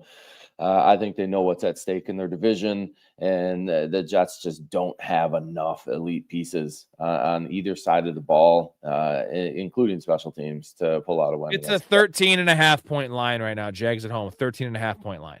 Yeah. That's scary to me in the NFL. I'm just saying, dude, I'm not trying to say I'm calling the Jets upset. I am saying to you that this is NFL football, and Aaron Glenn is a dude who it's like he's not worried about his job. He's trying to build culture. We saw this in the first year with Dan Campbell in Detroit. Now they had a lot more talent than the Jets have. And the Jets traded a lot of guys, but they have. I guess I'll say this: the Jets have, I think, one turnover all year on defense, 0 interceptions, some crazy number. Like that shit is not that. That's not. It's the opposite of sustainable, right? Where like Matt Stafford had that. Remember the run that Matt Stafford had of 0 picks since week 2, and then he comes out and throws 2 picks in the first quarter against the Panthers, and no one saw the Panthers win that game. Now the Panthers are a much more professional organization right now than the Jets, but the Rams are definitely better than the Jaguars, bro. I mean, that's why we play the game, right? If you did it all on paper, it'd be easy. All that being said, the Jags are a must start on defense. I'm just saying, I don't know.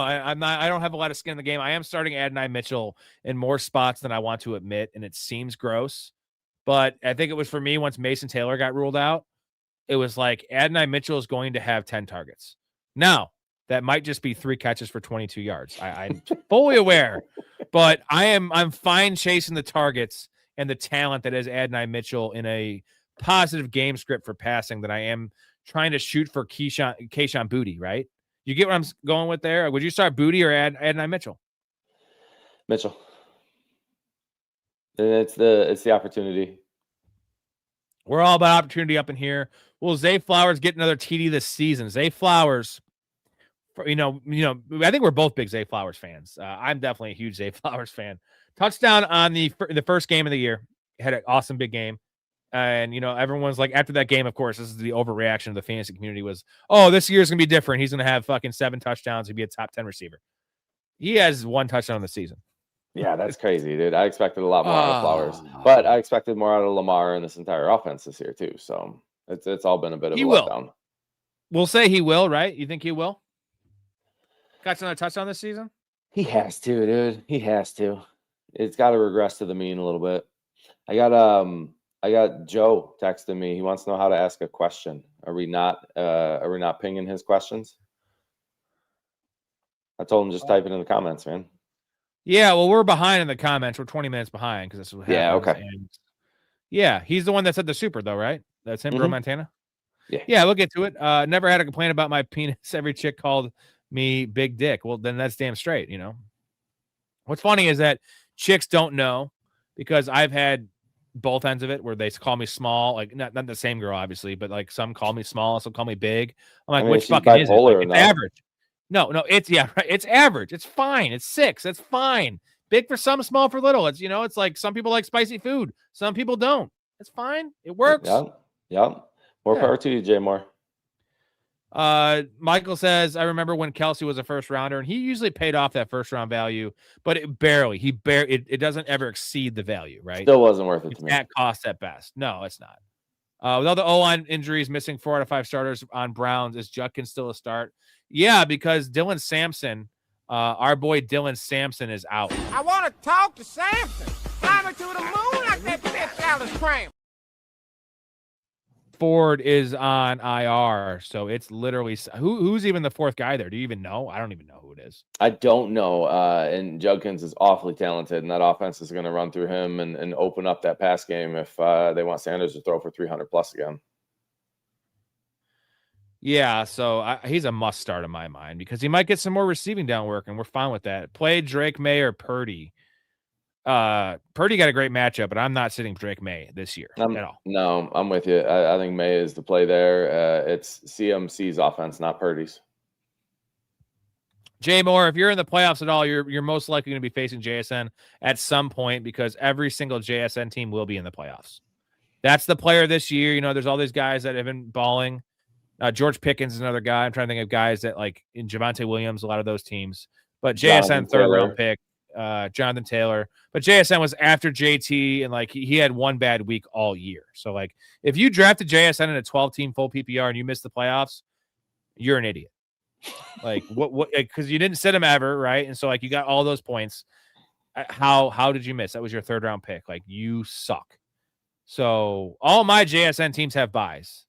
Like I think there's 9 of them, counting my wife. We all have buys, easy buys. Like we're like, 150 points ahead of the next highest team because it's 3 points we got there. And it was JSN's a fucking dude, man. He's a dude. Jay Moore, Ibuka was mid, but I'll take 10 points with Bijan giving me 29. Yeah, that's solid. And you know what? Ibuka should have had a bigger game. The touchdown, he had a chance of that touchdown where he was overthrown by 8 feet. And then on that last drive or second, I think it was the last drive, he had that little almost like a China route he ran. In and out where he was running to the left sideline and Baker he was running in and Baker missed him. He threw him on the inside and he would have probably still been running. I don't know if you saw the play, but it was. I got a question for you, Rob. Yeah. What do you call the game where you throw the ball up in the air, one guy catches it and everybody else tackles him? Well, it's not 500. What is it? Ask Bijan. Did you see the post game last night?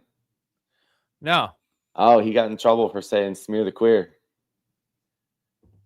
Oh, that's the game. Smear the queer. Yeah, he said that? A couple times on live TV post-game presser, and the announcers were trying to redirect him into they were saying, man, what were they calling it? I don't even remember because that's what I called it as a kid. But no, we all did. And here's the thing: queer is not really like the other word, like the F word or even the G word. Like at this point, it's just different, right? Like that's how I look at it. But I like the word queer. Like, actually, you know what the word queer actually means? The definition of queer. It's actually a word. You know what it means? Yeah. What does it mean? It just means somebody who is like unique or stands out or is different. Like weird. It means weird. Yeah. It means weird. It means weird.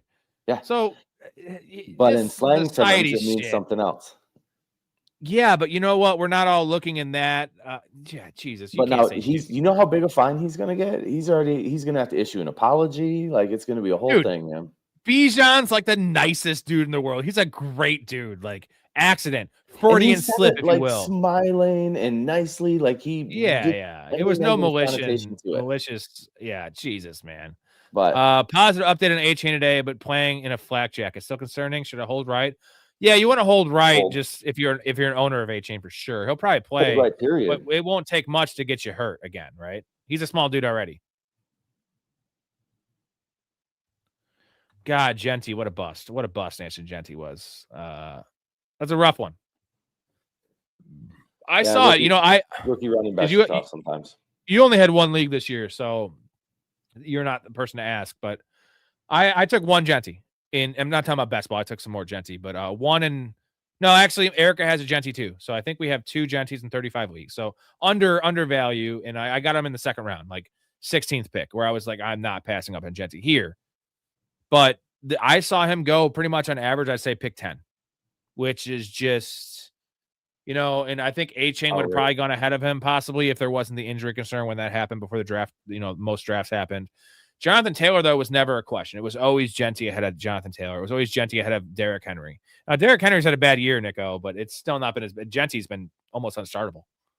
Yeah, and I loved Henry and JT this year. I had them ahead of Genty myself, but didn't get a piece of them. Bad. DJ Moore to the Bills for a second-round pick. You're not getting a second-round pick for DJ Moore. Yeah, not anymore. I actually still believe in DJ Moore, though, personally. 2/3 as a player. You get 2/3 or just more. No, even just a third. Take a third. 1/3. I'm saying best you could get. No, isn't DJ Moore's contract up this year, though? I think he's in a walk year. So I'm not sure. Yeah, either way, he's not going to be in the Bears next year, it appears. And no. I think that's going to be one of my guys next year. Let's say he goes to any team. I don't care what the team is, as long as he's the number 2 there. He's been our guy every year. Who are we kidding? Because we love DJ Moore. But like, if let's say DJ Moore, I'm trying to think of an example of a team he goes to. Let's say he goes to the Saints, right? And it's Chris Olave and DJ Moore. And you have the same quarterback situation, but like, would it surprise DJ Moore might be a fucking 8th round pick in fantasy next year, though? Yeah. Like, that's a guy I'm going to be all over. Definitely in best ball. Like, give me DJ Moore's ability in the 8th round. Yeah, I can see it. This year was rough because he went in that borderline, like 5th, 6th round, where you're taking him around the likes of, George Pickens and Devonta Smith and some of these guys. And it was always too many mouths there in Chicago and not enough pass volume. And that's what it was. You saw Burden and Loveland show up. You still got Komet involved. Odunze took a step forward. It was kind of inevitable. Hampton gonna ball. So Joe Montana really believes in Hampton. I hope the talent. He looked really good. He did look really good in that game. Coming off an injury, like the snap share was low. But like it was almost one of those things where he was in the game, he got to work. Mm-hmm. You think it's 50-50 snap share? I think it's 60% Hampton. Because you don't even need 60% because it was, Vidal played 52 snaps but had 18 touches. Hampton played 22 snaps but had like 15 touches. So it was almost like when Hampton was in the game, they were giving him the ball. So even if it's a 50-50 and they both have 35, you might get 18 touches from Hampton. Mm-hmm. Where Vidal is just kind of he's kind of a, eating snaps, if that makes sense. And do everything you can to get a guy with 18 or 20 touches. With that talent, with what you just said about Hampton, do we go RJ Harvey or Hampton in the flex? RJ Harvey has the Packers. Now, I'm not really that high on RJ Harvey, but what do you think? That's a tough one, right? Like they're both. I trust Harvey's workload more, but it's also like pretty much capped at 60%. Yeah, he's more of a known commodity right now. I think that's the safe play. That's your floor, and I think Hampton's the ceiling. And I think people are going to be pleasantly surprised with the workload Hampton gets. I'm leaning Hampton. I think he's good for a 15 touches, a tutty. He loves them. Now Nick is scaring me. I'm benching Hampton and starting Genty and Neal at RB and Fannin at flex. Genty, man. I like Neal at running back. He's been getting a lot of work, getting a lot of touches. He's not in a bad spot this week. And again, not a huge fan of tight ends at the flex, but Fannin isn't your everyday tight end. Fannin and Pitts and those type of guys may be worthy of flexing. But who would you play? Genty? Would you play Genty or Neal? Man, I think I'd play Neal. Dude, I know it's a while. I can't do it. I won't do gross. it. I won't do it. I'm playing the better player. Man. Like yeah, and I'm not mad at it. And I'm not trusting the Saints. Like I'm also not trusting they're both teams suck. It's like give me the better player. No, but like Genty at least is now getting the passing down work and he's getting all the snaps. So like they're in the same situation and there's no one that's going to take Genty's goal line carries where Taysom Hill might come in and take the Neal's goal line carries. Would it surprise you? No. So I think we're going to go Hampton and Genty and bench Neal. It's weird. I'm starting Neal in a few leagues this week, but it's not with confidence. Like the workload's there. but Genty's workload's there, and Hampton's the one that we're like speculating about the workload, but better offense. It's risky. Better player. It's risky. So what is our final decision here? It's we're gonna go Hampton and Genty and bench Neal. Starting Genty and Neal. Hey, the big Ray. What's up, me sweats? What's going on, gentlemen? What up, Nico? Hey Ray, how you doing tonight, brother? Just ready for this freaking polar vortex that's about to roll in this weekend, my man. Let's help us with this question. Yep. Yeah, so we have Hampton, Genty, and Devin Neal. You got bench one. I'm going Neal, man. I would definitely be playing Fannin, Hampton, and Genty. I know here's the thing is that I was pretty encouraged with the amount of usage that Hampton got going into this week, because we really didn't know. I mean, I know it was still close to 50-50, but the fact that he came back from a long layoff and got that 50-50 split, and I think he had one more carry than Vidal. Maybe I'm wrong, but I think it was like 13-12, something like that. But I just feel like that this is – I understand they're going to the Chiefs, right? Yeah. Yeah, so I understand that's a hard matchup, but they did use him in the passing game. That's how he got his touchdown. I would just go with the talent here. I mean, Neal they're going against who are they going against? Carolina, right. So, I mean, here's the thing. The Chiefs they're spiraling. I know they need to win right now, but I just think that this is just not their year, man. And then I would go. I would go Hampton, Genty, and to your point about Hampton, like it was a 50-50 touch wise, but somehow Vidal played 50 snaps and Hampton played like 22.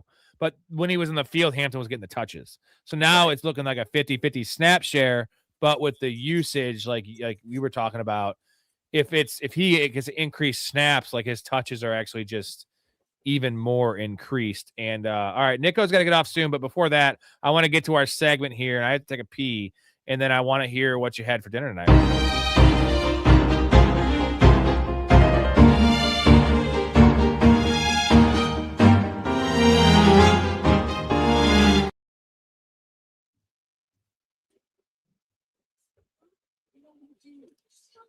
And he's gone. He's taking so off on us. So I didn't have anything yet because I didn't know I was going to be needed tonight until a little while ago. So I was planning on greasing up some grease right now, but they'll have to postpone till later. But that's more than okay. I don't know, man. It'll probably be could be a nice steak. Could be some more tacos. I don't know, man. I don't know. I guess we'll just find out. You got to get one more steak grilled before that weather shows up tomorrow, my friend. You're not going to want to be out on the grill tomorrow night. Yeah, you're right. But that's also why I got those cast iron just to be able to do a nice reverse with the flambe, right? Throwing the butter up on it, man, while you're letting the rip in the cast iron. I got you. Yeah. I mean, grilled is preferred, but that's an okay way to do it inside. Yep. I had the pleasure of dining with one Mr. Rob Simmons this evening at shout out Eddie Goodell's Elburn local establishment, shutting down in a couple weeks here. Unfortunately, their rent's getting jacked up, and my heart goes out to the owners, man, and best wishes for them going forward. I hope they can get their feet underneath them with something else. But I went and enjoyed a depression dog, man. They load the fries up on the Chicago style hot dog, and it's that's a solid meal right there, man. Yeah, dude. Yeah, for $7, it's actually fucking treat, man. Dude, I miss Pete's hot dogs, bros. I don't know if you guys know that. Pete's, I love Pete's hot dogs, man. Dude. Nico, you know what I'm talking about? I know exactly what you're talking about. I used to stop on my way home from work, man, and I'd get a hot dog. The weirdest one, he made fun of me all the time. I did a dill pickle and horseradish on my hot dog. Dude, the horseradish is amazing. Dude, the funniest thing about that guy, the first time me and my buddy Trevor went into that place, we were in high school, and we walked in. He looks right at us. He's like, "Boys, I haven't seen you in so long. How's it going?" And we were side-eyed each other, like, "What the fuck is this guy talking about?" Yeah, and then we're like, "Oh, what's up, man? Like, how you doing, sir?" Blah blah blah. And he's just like, "Hey, by the way, one of the first rules in here, no smoking in here." And he just takes his cigarette from behind the counter, Yo. Just let it rip. Oh my god. That rest in peace, Pete. But dude, that guy, he had great food, man, and he was a hell of a character, dude. That guy big was jar of pickled eggs sitting there on the counter too, man. Yeah, right. It was like, yeah, the Simpsons, like Moe's, like in a weird way. Like, I'm more racist Moe's, if you will. All right, Nico. I'm gonna play you out on this clip just because I'm contractually obligated by Bill Cosby to play this because it's amazing, and then I'll sit by you.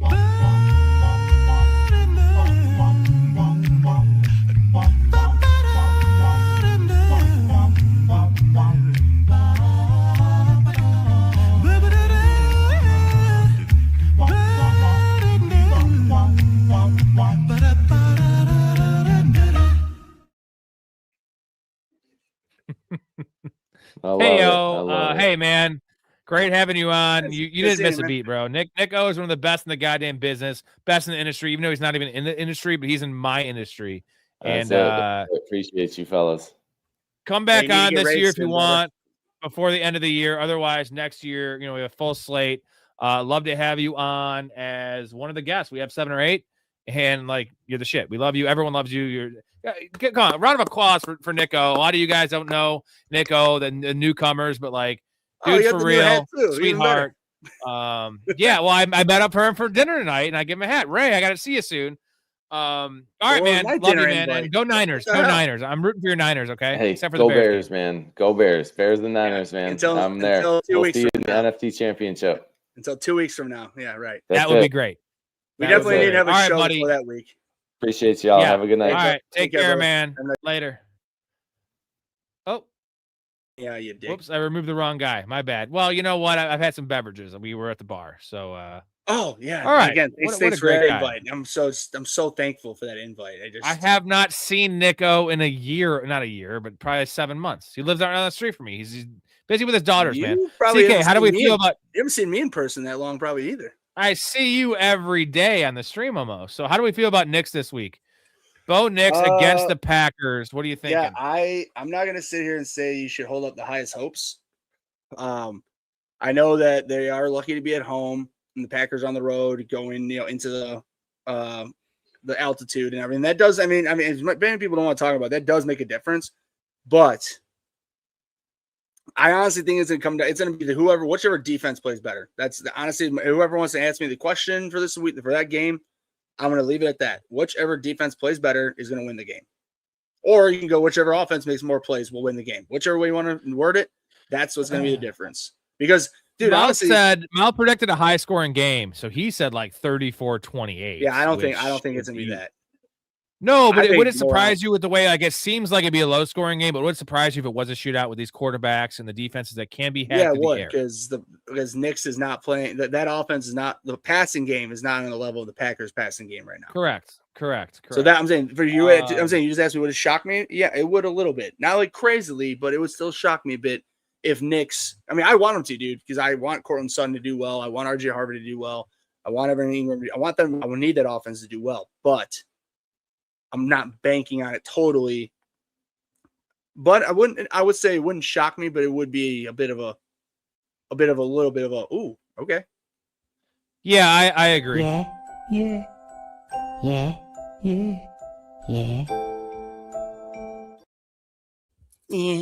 Ray, are you drinking tonight? Sure. All right. Well, hey, we only have one. We need 4 more for a chug, 14 more for a chug. Now I add a new thing, Ray. After 15, I do a shot. So, yeah. Every $5 super chats a beer chug could be any amount. Every $20 super chat's a beer chug. Everyone that signs up for the Patreon during this show, which if you're not in the Patreon and in the Discord, what are you doing? Get in now, because next year it will be more money. It's really cheap right now, and you're grandfathered in there. Your price will never go up. I appreciate these trying times. You're going to help me out. And also, as far as the beer chug thing, here's what we're looking at. I'm not going to take my shirt off, but I might. Here you go.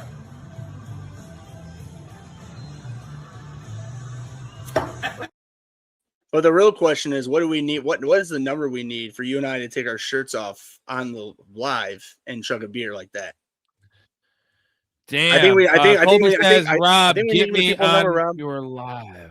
Colby wants to come on. Colby, I have fans on the show all the time. But unfortunately, like, everyone would want to come on the show if I just left it up to anyone that wants to come on the show. So, like, I give back to the people that give back to me. So, Colby, if you join the Patreon, there's a perk in there. So you're definitely welcome to come on. Plus, so, plus explain to them that you can't send somebody, like, you had to send it pre-live. If like Cole, if we really wanted you to hop on right now, technically we really can't because you didn't get the link to hop on live. Because I've tried to do that with Rob plenty of times over the last couple. But months either way, like, I can't just, like, I can't have fan. I can't have everyone. The whole show would be fans on. I have 8 hosts, but I have at least one on a week. So Colby, professionalfanatics.com.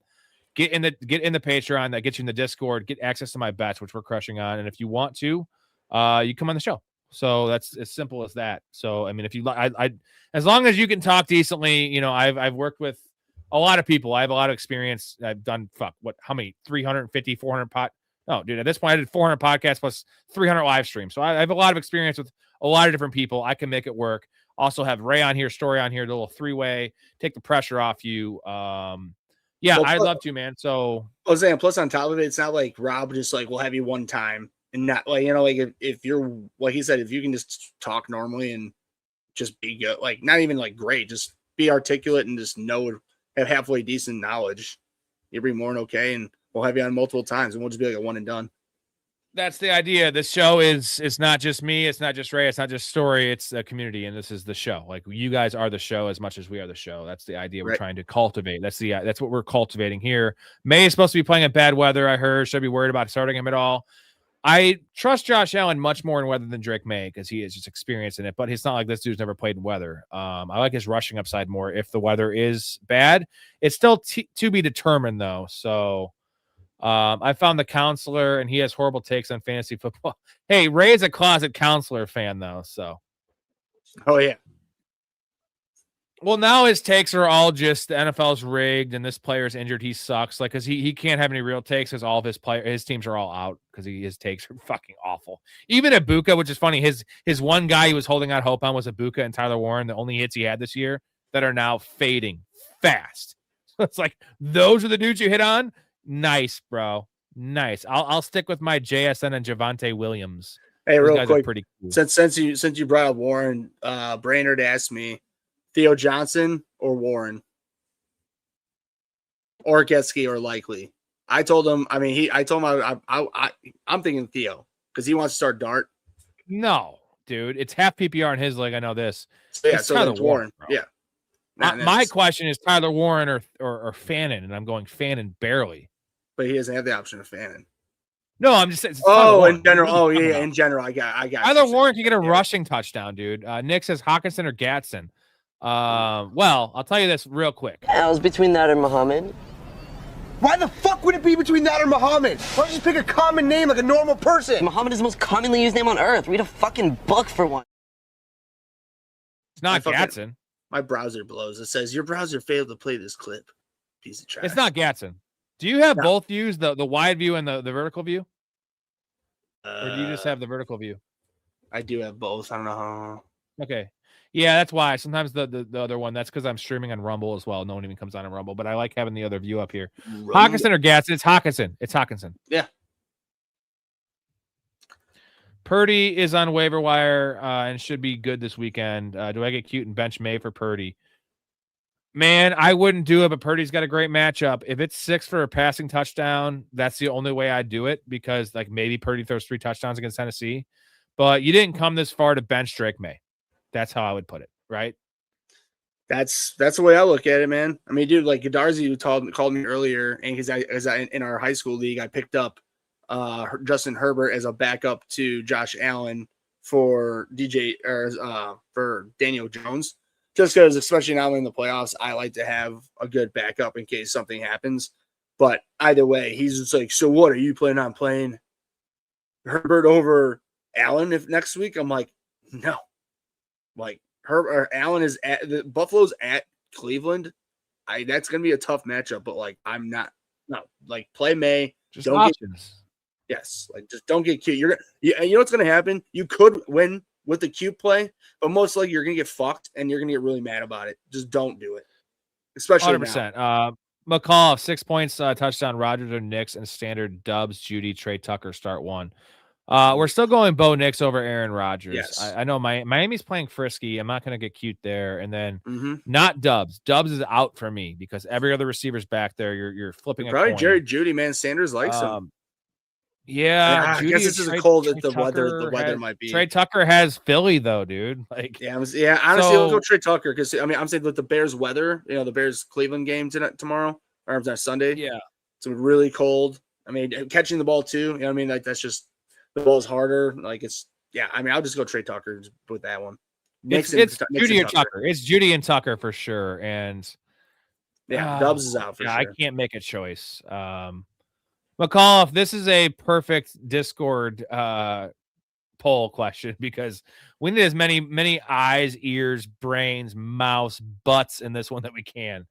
I've always thought that the Bucs defense was fraudulent. Well, the scheme seems fraudulent. The talent, the pass rush is very. Dude, so real quick, like have they given up on him? Him being Todd Bowles? Is that what this is? Like the team's just giving up on him, and they're just like. Because, dude, that shit that he was saying at that press conference yesterday or the other day, on Thursday night after the game, man, dude, like that's a broken locker room, man. Like that shit's fucked. What's Phillip Rivers' status?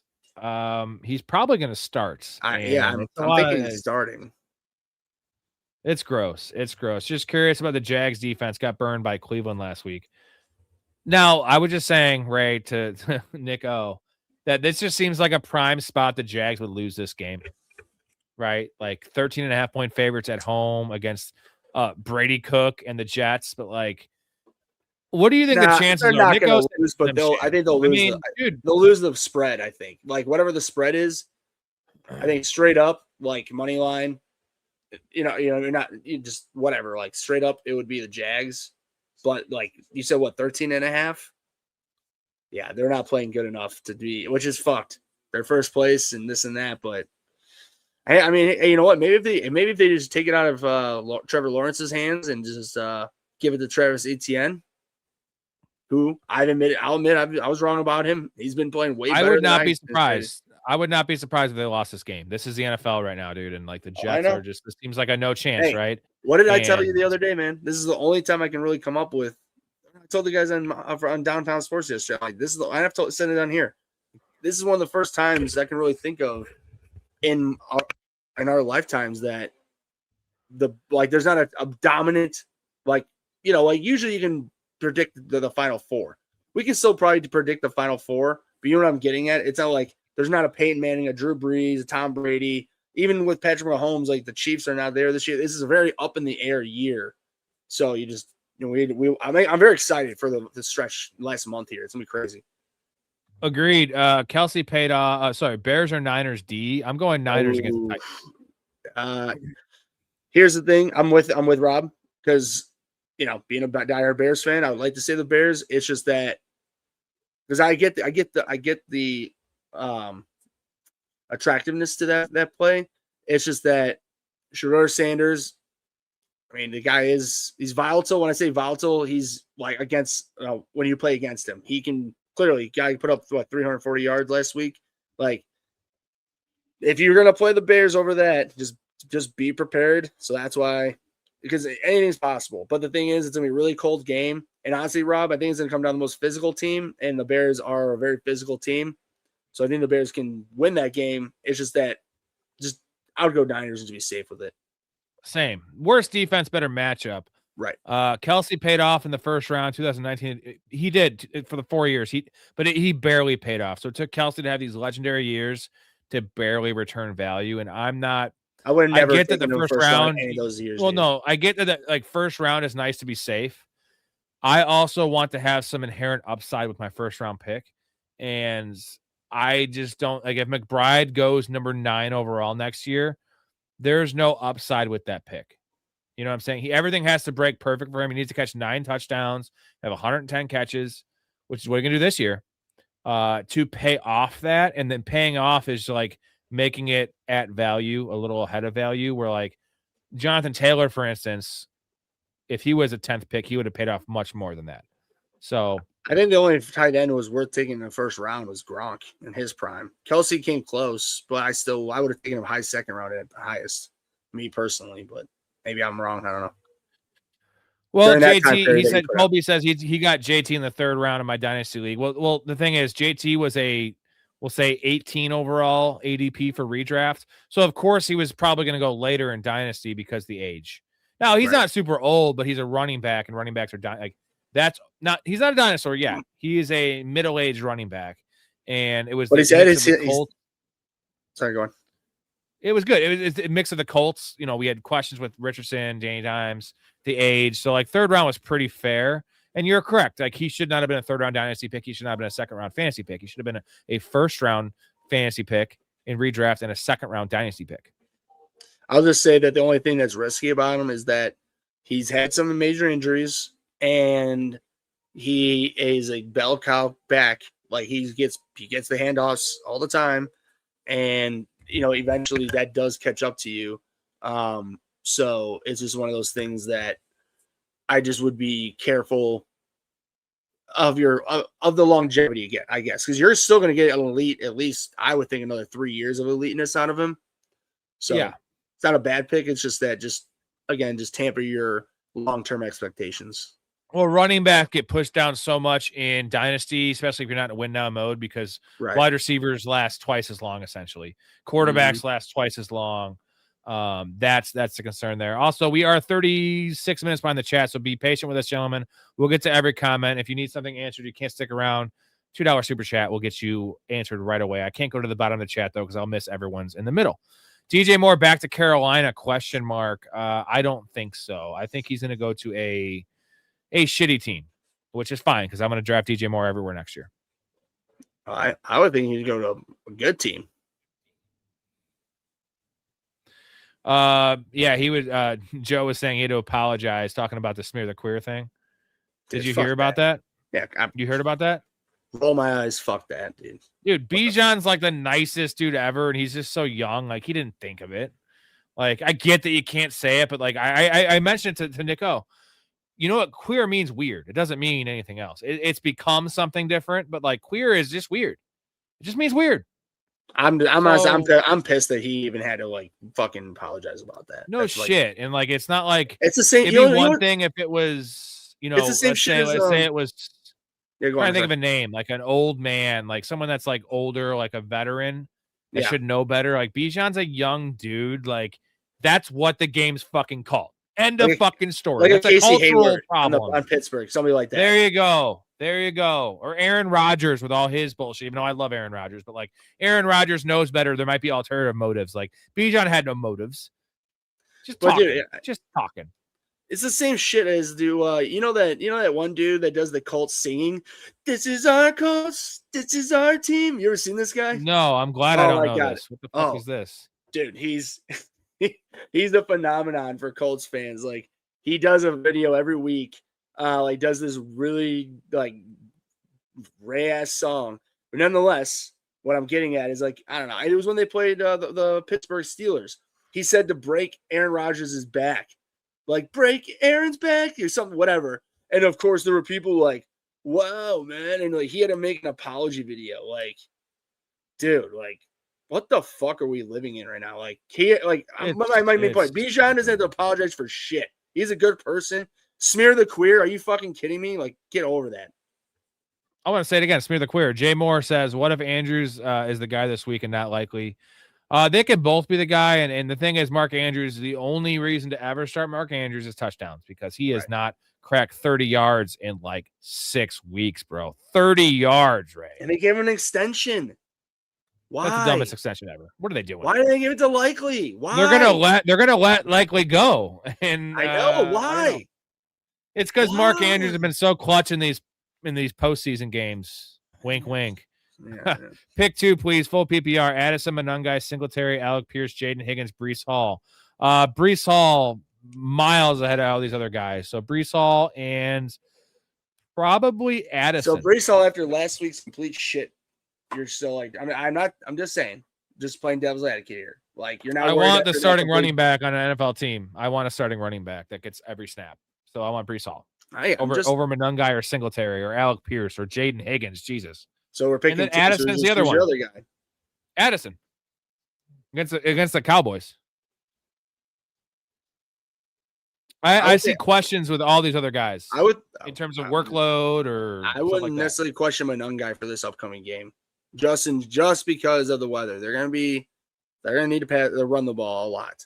And Monungai is full PPR though, so Monungai could have 19 carries for 81 yards. That's 8.1 points because he doesn't catch passes. Like that, I'm not going to start him over Addison. Addison have 4 for 40 and have the same amount of points. I've seen Addison do absolutely nothing pretty recently, so I'm just right. Monungai has touchdown upside. I get that. I'm just playing devil's advocate. I mean, I'm not disagreeing totally because you're right. It's full PPR to go with the receiver. I'm just looking at the Bears game, and I know that Monungai's going to get a lot of opportunity. But again, I know he doesn't get passing opportunities, and that's the big thing with PPR.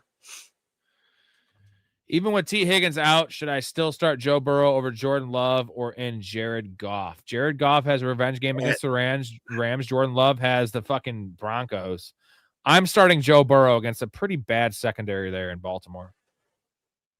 Yeah. I guess because here's the thing. I mean, after those comments he made this week, we'll see. Is he about to tune out and turn into Luck 2.0?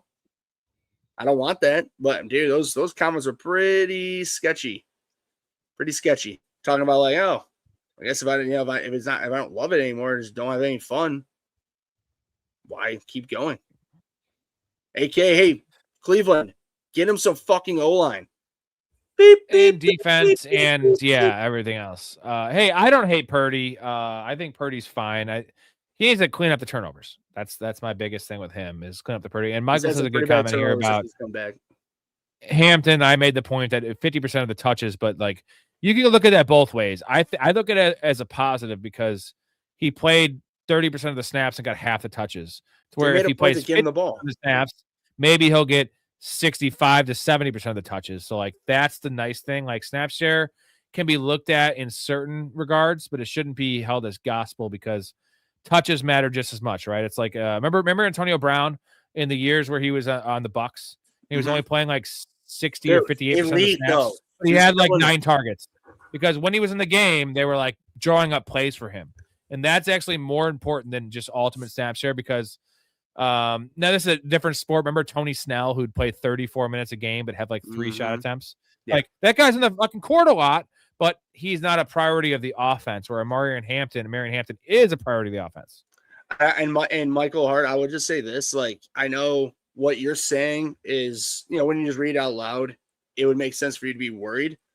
But if you think about it, this guy was a first-round pick for them at running back. Okay, that's a very unusual pick these days, in the modern NFL. So, when I say wasting, like it's not wasting, but using a first-round pick on a running back. And he was out for 7 weeks, right? With a foot injury, like it's one of those things that why would they right away just bust him out first game back, especially when they're in the playoff hunt, like and they're right now in the playoffs as we speak. Why would they right out of the gates give him 20 to 30 carries or just and touches in general? That just doesn't. It's not smart football. And the fact that like Rob was saying, even though he was way less snaps. When he was on the field, they schemed him and knew they were going to use him. And that's just 1 week. So this week, it's going to go up more. It's going to go up more. They need him for the playoffs. They need him to go deep into this playoff run if they can get there. So they're going to keep using him. So don't be worried. I understand it's just scary right out of the gate, but it's smart coaching. It's smart usage. It's going to get better. I promise. And if it's not, Ray will look good. And Ray will grease himself. You'll grease yourself? Maybe with some just taco meat. I don't know. Whatever works. All right. We still need 4 more supers for the first beer chug, guys. Can we give me one beer chug in this episode? So I already chugged one. And I'm already pretty up. But someone's butthurt they didn't get an invite. I don't know who that's regarding to. But so should I play Knicks or start Darnold or Super Mariota? I'm going Sam Darnold, I think, is the play. He doesn't have the most upside because how much he's going to have to throw, but like he should have 2 touchdowns this game. What do you think? Yeah, I mean, I think I can go with that. Because again, I mean, I'm still like Mariota. I mean, they're Mariota. they're at Giants. I just have no faith in that team right now. Like they're just in shambles right now with injuries and everything, bad coaching, Shambles. just everything. I just wouldn't worry about him. It's between Nix and Darnold, and I would say that there's the better offense with Darnold, and Nix is also going against one of the better defenses in the NFL. Yeah, I think Nix has more upside than Darnold just based on rushing upside. The game could be, some people predict a shootout. I don't necessarily predict a shootout, but dude, I'm sorry. I'm a Ray. Seattle's at home against Indy. This isn't even in question. Done deal. Move it along. Moving along. Thank you, CK, my dude. CK, what did your mom finish in that baking competition? Yeah. Hopefully the Discord worked out. We were wondering about that. Thank you, my dude. 3 more, and we're gonna be chugging a beer. And you know what? I might even do a shot just for fucking shits and giggles. I don't think 15's happening, so I like taking shots too. So where are we at in the chat here? Did Vidal get any red zone / goal line touches last week? He got some snaps, but not touches, I don't believe. I think it was more so your boy Hampton. So, but Vidal looks good. Here's the thing: is Vidal's not going away, guys. Not going away, because Vidal's earned a right and snaps in this backfield, because also you got to keep Hampton healthy. I would say while the fantasy season is going, that would be true. In the the playoffs, it might be all Hampton. In the actual playoffs, with Hampton getting ramped up for for a month, I would be willing to bet it'll be Hampton in the actual NFL playoffs if the Chargers can make it. But for Rob's point, Vidal's going to have usage as a nice flex option, lower end flex option. Like he's going to be he'll be usable.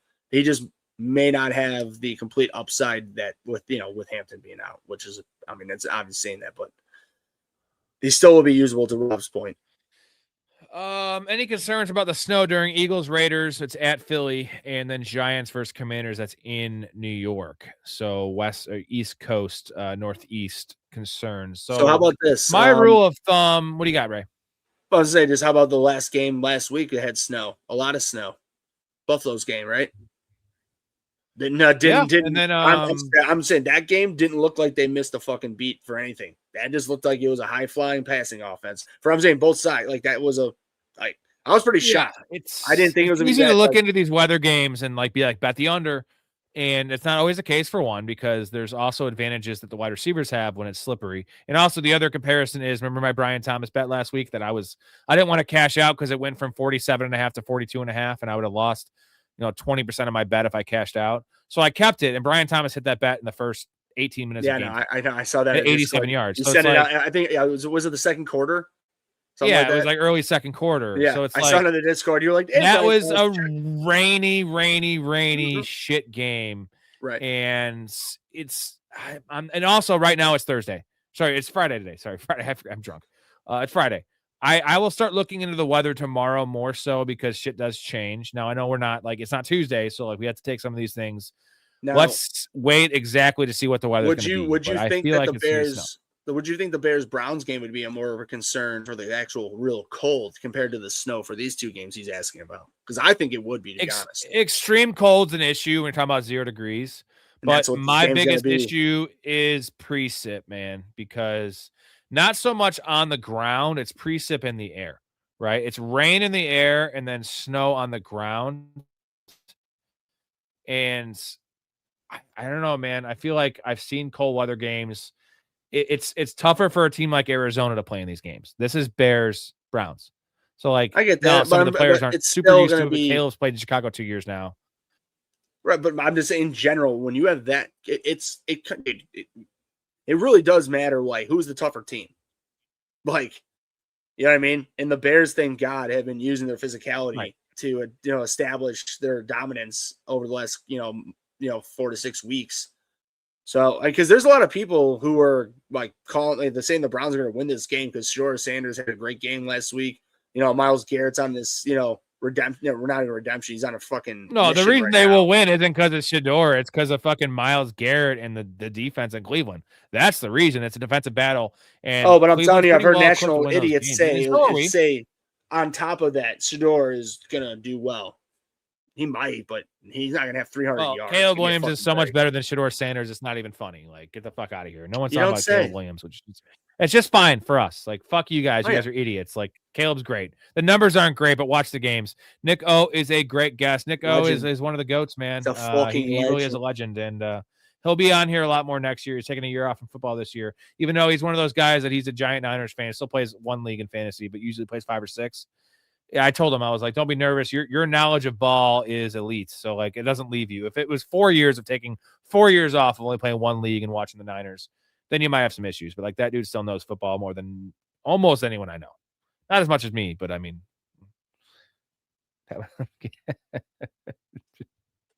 Fuck you. If Marv's back next week, would you play him over a Big Boo? No. I'm not playing Marvin Harrison. Maybe week 7. Marv isn't coming back next week. Let's just break this down. Again, I've had some interesting hit or miss calls on some of these injuries. Like on the long-term injuries, Alvin Kamara, Joe Mixon in particular. I've been really right on those. But I also told everyone Mike Evans wasn't coming back this year, so I missed some of those. Maybe I just what I say is everyone's not coming back, and then half of them come back and half don't. So like 50-50. But in terms of Marvin Harrison, the heel injury and what we've seen with some of these guys, the Achilles is next. Why bring Marvin Harrison back when Michael Wilson's crushing and you have Trey McBride? Why? What's the point? And if he's not fully healthy, they ruled him out on Friday. Guys, when they're getting ruled out, last week was Thursday. They ruled him out, I think. This week was Friday. Next week, they'll probably rule him out on Saturday. So, like, when they're ruled out this early, it says something to me, right? And Ray's gone. And Ray's gone. Where are you at, Ray? There he is. When they get ruled out this early, it's damning, and it's a heel injury. So I think that what do you think the odds are that he misses the rest of the year? Is it like 40% chance? I think it's higher. I mean, I would say it's at least 50-50. Like you said, they're going nowhere. He is, they would think, a big future piece. I mean, for the love of God. Honestly, Rob, I really think like what's coming down with this guy, he just doesn't give a shit. Like, he seems like he's sort of like an Alshon Jeffrey, but like a better, like more, I shouldn't not better, but more athletic. Because Alshon Jeffrey had a damn good streak of 3 years that Marvin Harrison can't even sniff. So, I mean, am I wrong? It's similar with Garrett Wilson, right? Like I said, Garrett Wilson isn't coming back because it's not. Garrett Wilson does give a shit, but this year, this team doesn't give a shit about this team. No, right. But not this year. He's like, fuck it. Right.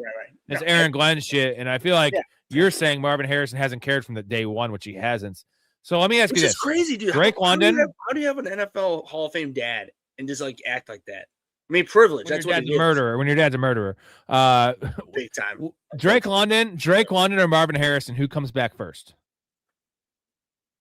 I mean, I think Marvin's not coming back this year, so I'll go Drake London, and that's saying the same shit because they have both. That's not saying it's bad because I'm saying they're both equally bad teams, and they don't.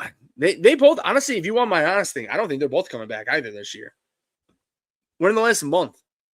Why would you bring either of them back? They're not going anywhere. Either team. Yeah. You're playing your backups.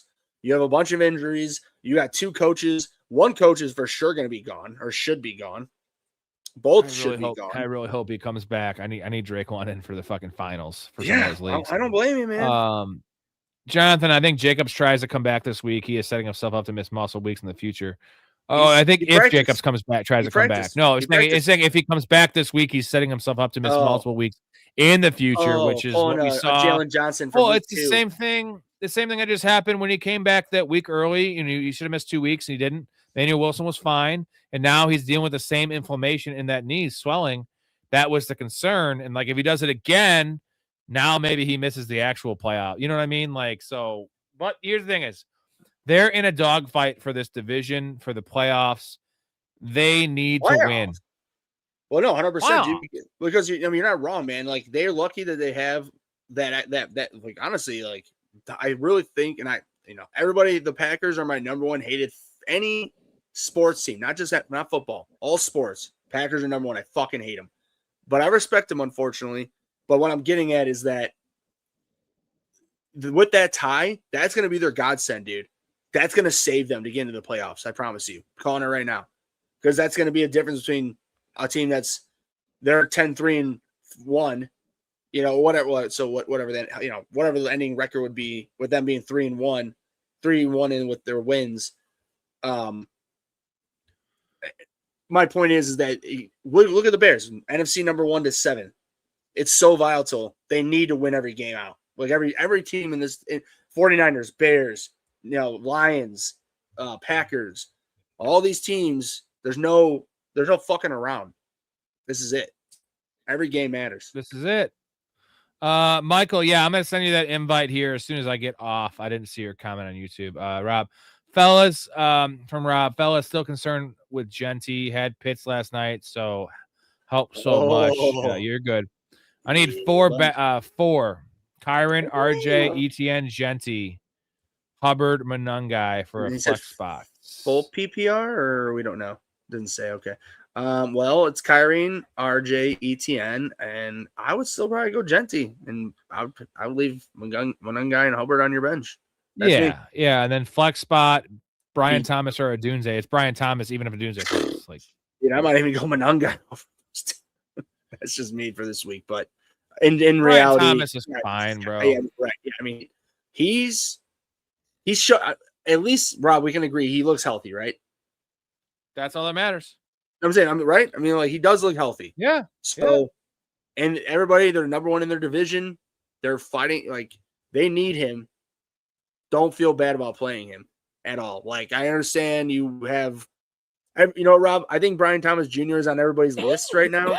They're shit lists. Okay, like, I'll never draft him again. But if you're in the playoffs right now and you have him on your bench and you're playing Khalil Shakir, for instance, something like that. Not over Brian Thomas. No, I'm just saying, like, because Rob, I got people on my list. I won't play them if I have them. Do you realize what you just said, that's actually going to be accurate next year? Brian Thomas is probably, let's say next year, they have 100%. Jacoby. Let's say Jacoby Myers walks. Right. And it is Travis Hunter, Parker Washington, Brenton Strange, same cast of characters, right? And they draft a 5th round receiver. Sure. Brian Thomas would probably be fair to be a late 3rd or 4th round pick, right? Where he will go? Where he will go next year, though? He'll go late 4th, early 5th, because this is what the fantasy community does. And you know what?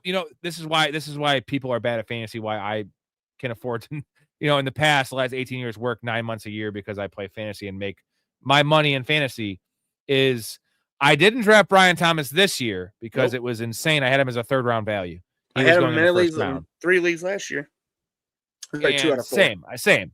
But I was like, this is the most easy avoid I've ever seen in my life because multiple reasons. I didn't believe in the first player. Round. Are you kidding? He's not a polished player. I saw injury concerns, and also it was mostly Trevor Lawrence. And I'm actually a Trevor Lawrence defender, bro. But like, if you think he could sustain a wide receiver, like, not a wide receiver one, but a 1st round fantasy receiver, you're sorely mistaken. So that was the easiest fade ever. So now what I'm going to do is not draft him this year. I traded for him and got pretty good, really low. And I'm gonna reap the benefits possibly there. Actually, in Erica's league, someone dropped him. She picked him up. She's starting him this week. Someone dropped him in a 12-team full PPR with a flex. I know. For money? No, $100 league. Yeah. And so what I'm going to do, this is how you make money in fantasy. Now you target Brian Thomas next year because he's going to be a 5th round pick. And the talents, at that point, the drops don't matter. The quarterback don't matter. Give me 140 targets. I'll take 80 catches for 1,100 yards and 6 touchdowns. That's a value in the 5th round. Right. That's a value in the 5th round. That's unbelievable. And that's and this year was just a culmination of shit, right? Dude, Rob, it was the drop, it was the injuries, it was Trevor Lawrence. Dude, everybody who's in Florida, that lives in Florida, oh my God. Please get Brian Robinson Jr. next year or Brian Thomas Jr. next year. He's going to drop in Florida because, like Jacksonville leagues, like Chicago, you know what I mean? Imagine if Rome Odunze had the rookie year that he had, Brian Thomas Jr., and then this year, and then the following year, every Bears player or fan would never draft him until a little bit later than his average draft position. So it's like, next year is going to be a hot spot. I'll be trying to draft him as well next year for sure. But dude, this guy's got some. The biggest sucker move is do not draft lists. Yes. Now, I'll be honest. Brian Thomas was on my do not draft list this year, not because I wouldn't draft him, because where I had him, there was this 0% chance I would ever get him. Dude, he was going first He or never second, fell. early second round. He was going No top fucking 15. way. 15. No. I think the latest I saw him go was 16. And Never. I had him at pick 28. So, like, in my mind, that was, but I would have still taken him at pick 28. Oh, yeah. 100%. But I'm saying the do not draft list, like, where it's like, no matter what, I won't draft this guy. No, but their average draft position, I will not draft them at their average draft position. Like, I'm with you. Like, they act like the player fucked their wife. And let me be honest, I love my wife, Ray. I like fantasy football and money more. Not more than my wife. I'm saying, like, equally. So, I was like, about to say, don't make me call Erica my wife. Don't make me call Erica. If a player fucked my wife, I would still draft him at the right price, because not drafting him doesn't unfuck my wife, Ray. So, like, I'm not going to double down and lose both things. Well, no, Rob, like, in the vacuum, what you're trying to say too is that it's the same difference of actual NFL teams. Like, for instance, the Bears. We picked up C.J. Gardner-Johnson. Yeah, well, Mom also said for you, stop sticking your dick in the vacuum cleaner.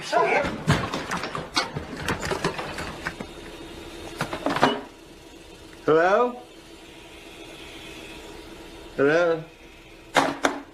I said don't disturb you, I'm cleaning my room! You know, the more that I watch that, I think the funniest part about that entire clip is when he picks it up. Hello? Yeah. He sniffs the end. He sniffs the end. He literally sniffs the end of the fucking vacuum. Jay Moore, those little details are just that make it that much better. Who's quarterback one this week? This is we just went on a 10-minute tangent on Brian Thomas. I would say a dark horse for that would be Jalen Hurts if you're playing DFS, because that's a guy that's really depressed. And as an asset, they might have 2 rushing touchdowns. Wow. Yeah, against the Raiders. Wow. I'm saying that could be like a dark horse. Of all weeks, this is the fucking week for sure. Yeah, bro. Like, maybe they give him a couple of easy layup touchdowns. Floor and ceiling for Chase Brown and Travion. Let's just talk about not so much numbers, but who is the safer play, who is the more upside play, and who would you play? Let's go that route here. So, you know, I think all the answers are, I hate to say it, I think all the answers are Brown. With no T. Higgins, especially. And everybody, you know, I love Travion, and I want Travion to do fucking amazing. He does have the lead. I mean, right? I mean, Rob, we can agree. Like he has the lead spot now, right? Like, he is the running back. Who's one. That? Travion. No, I don't. Not the running back one. They 50-50. Dude, Stevenson, I had the same amount of touches last week. So, I mean, you could say he is on the depth chart. I don't give a fuck who's getting more work. They're both getting the same work. He's a better player than Stevenson. I'd rather start him than Stevenson. That's not the point. The point is Chase Brown has P. Ryan. P. Ryan's going to play his snaps. So why are you arguing with me when I told you the answer right away? Yeah, the answer is Chase Brown. I think the upside might be Travion, though. It is the upside. Because, I feel like he's a better player. And plus, it's going to be a snow game. They're going to be running the ball. Yeah.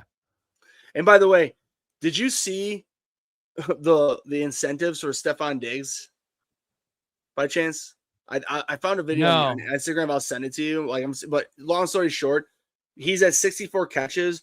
He'll get 500,000 for 70 catches, and he's at like 800 yards or something like that. And it's basically like a 900 and 1,000 and 1,100 yards. He's getting like 500,000. So basically, there's like 6 different incentives in his contract, and he's so close to where it's just like an extra 10 catches each, an extra 100 yards each, and he's getting 500,000 for each of those. So it'll be interesting to see if they try to pepper him more.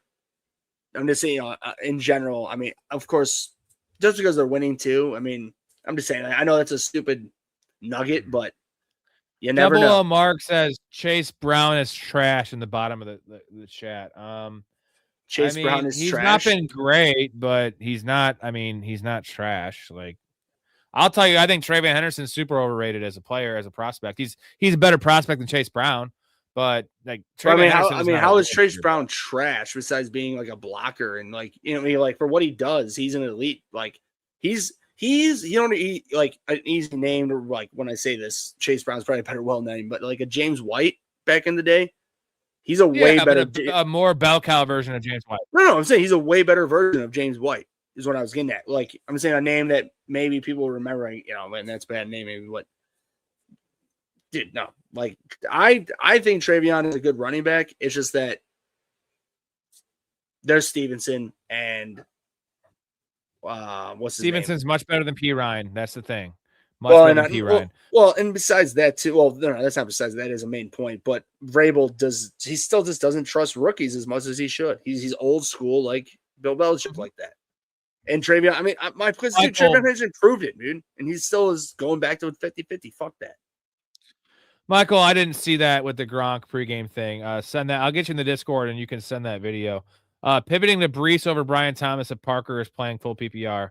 I would play Brees over BTJ anyway. Is that crazy? Am I just the only one in the world that like wants to have a starting running back? I don't care what the team is, like dump downs, touchdowns. I know there's not going to be a lot of those, at least touchdowns, but like I'm not going to panic on Brees Hall, dude. Like he's the starting running back on a team that has good talent.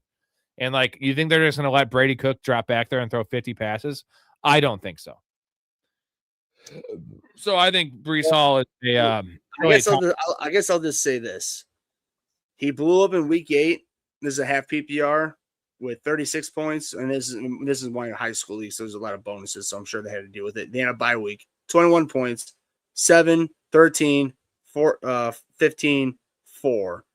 So it's like I wouldn't expect like the greatest out. Like I don't know. He's just on a really bad team, man. Like in a really bad offense. That just, and I mean, I'll put it this way: those numbers are way higher, and I'll read Brian Thomas Jr. in the same 3.8 and 10.2. So it's Brees Hall. Boom.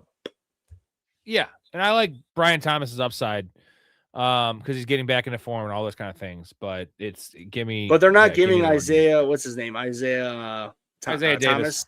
Davis. Yeah, they're like he was getting some play early, and he's faded. Clearly is not what they were thinking, at least right now. So Brees is getting the main load. Myles Garrett has 3 weeks to break the sack record. I do like those. It'll happen. Myles Garrett's going to shatter the record and probably won't be touched, I don't think, because that's crazy. Myles Garrett's a god. So what? So he's at 20 right now, right? I think he's at 20 or 19. I think he needs like 2 sacks. No. He needs 3. So it's 22. So he's at 20. So yeah, he'll get that shit. 25, dude. He'll hit 25 by the end of the year. Second Caleb is very tough. Say that. No. I said by the end of the year, not this game. Mm-hmm. No. I'm saying he might not get any this game. We'll see. I mean, he always gets 1. He gets 1. He gonna do 1. He gonna do 1. Right? He gonna do 1. Do I still have that on here? I have. Damn it! Do I have it? I have the gruesome. This is a gruesome twosome. We work very well together. Okay. But a gruesome twosome. Gruesome twosome. Appreciate it, but I told my wife I wouldn't drink tonight. Besides, I got a big day tomorrow. It's a big day. I'm doing what? Well, actually, pretty nice little Saturday. We're gonna go to Home Depot. Yeah, buy some wallpaper, maybe get some flooring, maybe Bed Bath & Beyond. I don't know. I don't know if we'll have enough time. Dude, you know what, Rob? I don't think I've ever actually realized that scene is so perfect because you have the white guy lean in, like what? He's all fucked up and he's like ripping his cig like or a joint. What? And then you have what's his name? The Hispanic dude from The Rookie and Coach Carter, and the big black dude. I love that guy. They both look at him just like, what the fuck? Like yeah, let me look. Just so good. I gotta address Mark over here. He's saying once you realize the prop bets determine the player stats, more than the player's talent, NFL is rigged. That's actually impossible because like get the fuck out of here. Like, it's impossible. What does that mean? So all the players know that they can't get over it doesn't matter. Number? When billions of dollars are involved, that's the bottom line. When billions of dollars are involved, who is rigging it? Who is rigging it? The players or the officials? Well, Rob, I know what I'm going to say is, what was it, 2 weeks ago when whatever fucking team punted it at the 29-yard line instead of kicking a fucking That's field goal? not player props. He's talking about player props. Who is rigging I'm the sorry, player George prop? George Pickens. That was a catchable ball. He gave up on that on purpose. Okay, It was so a five, he had did 5 okay. catches, and that was 5.5. That was an easy catch. Not easy, but he could have made a great effort, and he just gave up. Now in parlays, I'm sure a lot of people had George Pickens over, but I can promise you, as a guy that's a player prop aficionado over here, that makes my money on. George Pickens props started at 78 that week and went down to 75. So the money was on George Pickens. I said catches. It was 5.5. Whatever. I bet it's catches. Over. So it was 5.5 over. 5.5 for over. Or was it 5.5? Real quick, Mark. Line? Whatever the case is, please continue rigging this because 4-year record on player props. Just please continue 71-38. These are even odds bets. So you know what I'm saying? Okay, they're rigged. I'm the one rigging these bets apparently. So please keep on doing them. That's not what he's saying, Rob. What's he saying? That they're rigged? He's saying they're rigged. Every player prop is rigged. That's insane. The lines. Okay, if you want to go, the lines are rigged. I'll give you the lines might be rigged. Maybe that the officials are tampering with that. The over-unders. Player props, dude. So you're saying this is WWE is what he's saying. It's wrestling. Everything's predetermined. You got guys risking Robbie, their you lives. do realize that the NFL, they do openly advertise themselves as sports entertainment. You do know that, right? They do the same shit as that. Okay. I'm just you want to argue as much as you want to. That's but like, how can you give me a great explanation, real quick, and as long as you want to give, how we know that is an openly known rigged sport that is WWE, which is sports entertainment, because it's a script. When the NFL openly advertising themselves as sports entertainment, why the fuck should we think? Honestly, I'm saying. It is Mark, more different. Please, can you stop agreeing with Mark, though? Bet opposite of the money, and I'm 95%.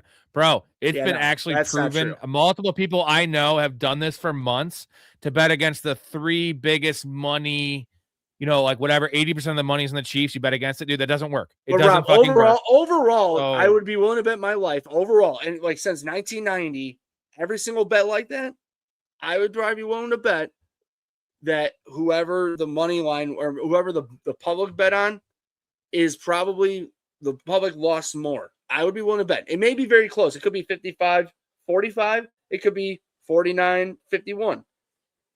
Vegas doesn't lose. It's the point that they're too smart to there's too much bullshit involved. Unders hit more than overs. That's just a fact. That's like 54% because people bet overs. It's obvious. That's an edge.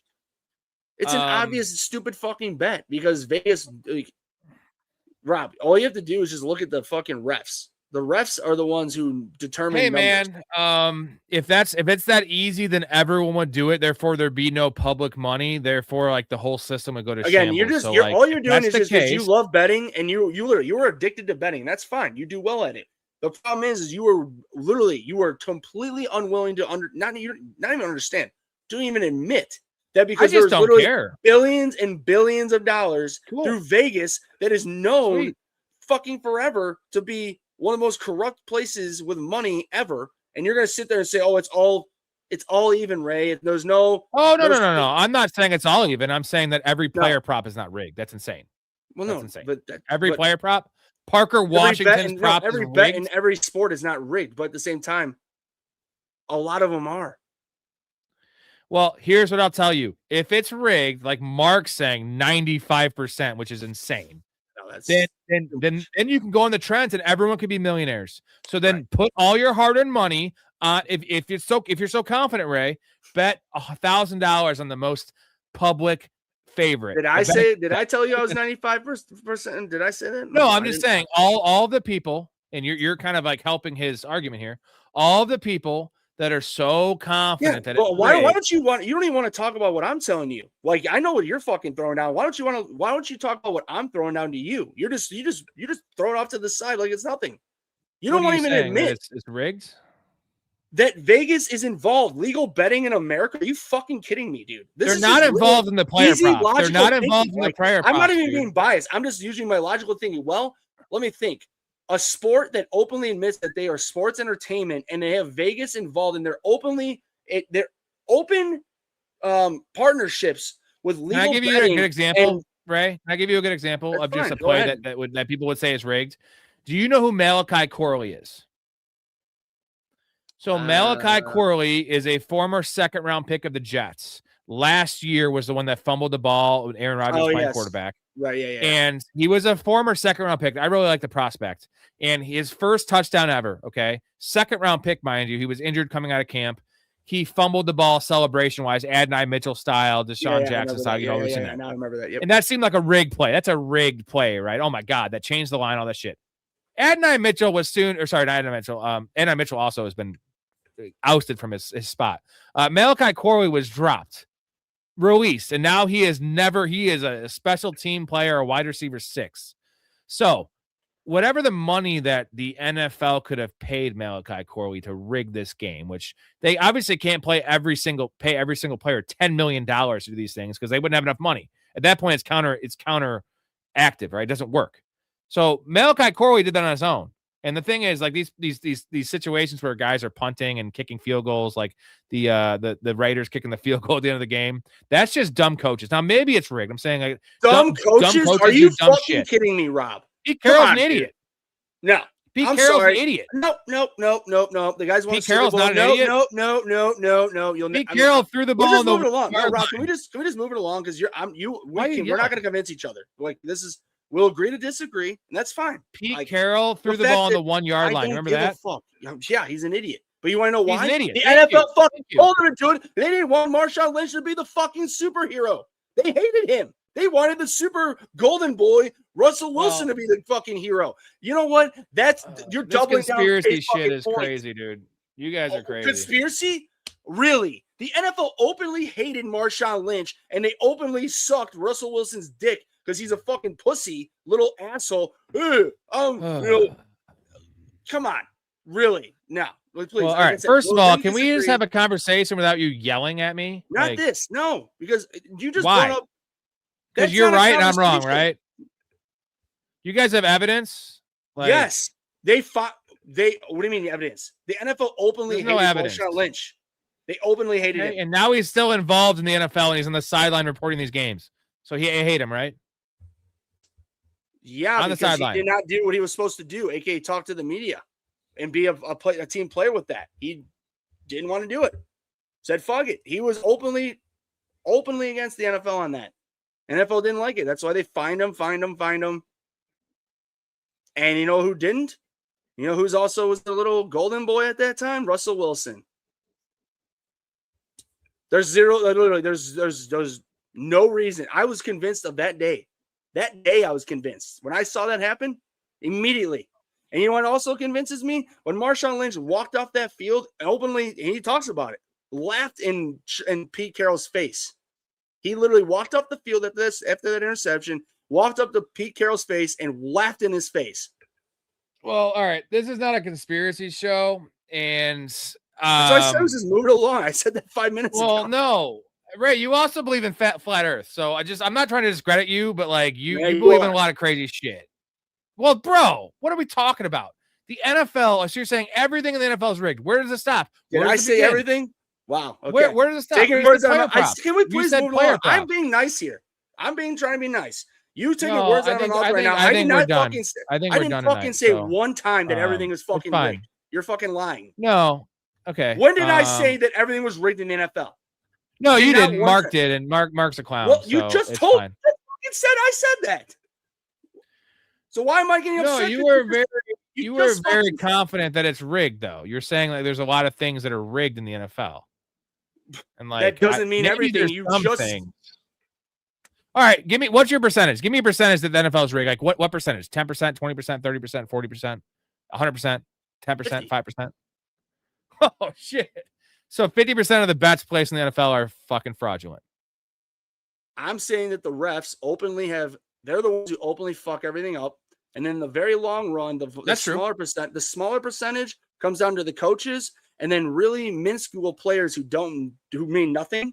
I'm not talking like a Jamar Chase or a Peyton Manning or anything like that. I'm talking let me just come up with a really dumpy name. Cameron Dickey. A guy like that who nobody would think a fucking thing of. He just drops the ball for, for the over, like little things like that, where a Cameron Dickey's making, a couple mil a year and they're like, hey, we'll give you $5 million. If you get close to that number, drop it. I'm just saying, like, there's very easy things that can happen through all back road channels, especially when there's billions of dollars being done. I don't understand how that's so hard to understand. When billions of dollars are being done, people involved. a lot of sketchy shit There's happens. No way, bro. There's just politics, no way. Like politics, business, dude. government. There is just no way. Like there, you know how many players? There's 5 or 6 receiving options on every team. The quarterback, the offensive line. Like there's too many plays. There's too many. The referees. I will own up to the fact that referees. There's some shicey shit. Maybe the coaches. Maybe. But you know what also has a lot of money at play, Ray? Is people's careers and contracts, which has a lot of money on the line. And when they do you dumb do realize shit, the average NFL guy isn't at 3 years in the NFL. So that type of person would be more than willing to throw away their 3-year career to make a lot of money on one dumb fucking, I fucked up. I gave up, whatever. How much money do you think is bet on Parker Washington's over under each week? You know what I mean? How much money on prop bets? You know, the thing is millions like prop bets and millions of dollars. Yeah, but that they can't pay him $5 million to make $8 million. That's a bad strategy. Not if it's a perfect thing where Brian Thomas Jr. is out and his line bumps up and all of a sudden he needs to do a little less. I'm just saying, like, I don't know. It's been working out really well for Rob, me. I'm just gonna leave it at this. Literally, things again, billions of dollars. I ain't worried. Vegas. That's all I need to leave it at. Like, if you really think that, like, it's just Ray. It's all fair and square. No, it's nothing. No, I didn't say it was all fair and square. Really I'm saying it's like 99% fair and square, and that means 1% is far too much. It's bro. not even close to 99%. I'll give you 75. You'll be lucky at that. You do know that, Ray. You do know that, like, Vegas charges a juice on every bet, right? So that's why Vegas always wins. And you do realize Vegas wins. They're literally they win. Like, they don't lose money, Rob. It's a fucking joke. They do. They get cleaned out a lot of weeks. Net overall? Are you no? A lot of weeks they get cleaned out. I don't give a overall. Shit. They could lose a fucking $100 billion in 1 week. They're still up $1 trillion because of juice, 10% juice. Right, you realize in parlays, people are fucking dumb. They bet parlays. The dumbest thing anyone could do in sports betting is betting parlays because they fuck the odds up, man. Like, I don't know. I feel like you're just way too emotional on this topic, and because you're just being so ignorant. Like, I can't believe you think that Vegas is just you have no evidence at all. What do you mean no evidence? Are you fucking kidding me? How many people have been caught for cheating all through all sports throughout the years? It's an endless list. What the fuck are we talking about? Like I said, we're just moving along because like we agree to disagree, and that's fine. I honestly, that's completely fine with me. Jay Moore, it's super easy to just if you want to go, Jay Moore, if you want to go and pick out certain plays and say it's rigged, dude, there's so many plays. Like, it's also content, it's also fucking trolling. So cool. Like, maybe there's some plays that are questionable, like the Jalen Hurts fumble. Like, dude, there's a lot of things that are fucking really questionable, but like to say that it's all I don't know. I don't know. All right. That's it for me tonight, boys. I'm out of here. Sorry I missed any comments. Tomorrow night be a late show. Me and Big Ray, late show tomorrow night, like midnight-ish Central Time. Anyone that didn't get their question answered, I apologize. We will get to it in the Discord. I'll be on tonight, and me and Ray will answer your questions there. So, all right, that's it. Ray, any last words besides NFL's rigged? No, I do. No, it's just that. No, I mean, again, Rob, I don't think, because I'm with you. The players, that's a definite 100% thing. That's much harder to do, but there are still players that can be like money, dude. Money and power, money, and more importantly, speaks louder than anything. That's where I just get at. Like, honestly, I am sorry for yelling at you, but there's Vegas, a lot of bets. Vegas, not everyone has one side of the bet, by the way, and there's people that win on lucky shit, and people that lose on bullshit. I mean, I'll just put it this way: that Rob, betting was never legal, okay, ever until just recently. And so for you to think that it's just a very fair system is just completely fucked. Thank you, Michael. And the money is traceable too. You can't believe. Like, so where does this $5 million come from? Like, there's also like IRS and shit, right? So if they're getting money they're not earning, where does that come from? Mob money, for instance. Rob, you get Rob. If you're that rich, you have offshore accounts, dude. Come on, dude. just like Parker Washington is not that rich. I keep on calling out Parker Washington. Well, here, he's a millionaire, dude. A millionaire can fucking figure things out that you and I can never. Well, Odell Beckham made $100 million. He's broke. And you know what? Maybe he's a fucking idiot. Maybe these other guys we're talking about are we can agree to disagree. It's fine. Whoa. Are you not going to agree with me that Odell's not an idiot for blowing $100 million and having? Oh no. Odell's a fucking clown. No. I figured as much. And this all I'm saying is for the people that, I'm not talking about you, Ray, but all the people that are calling for the NFL is rigged. It sounds like very sore loser-ish content.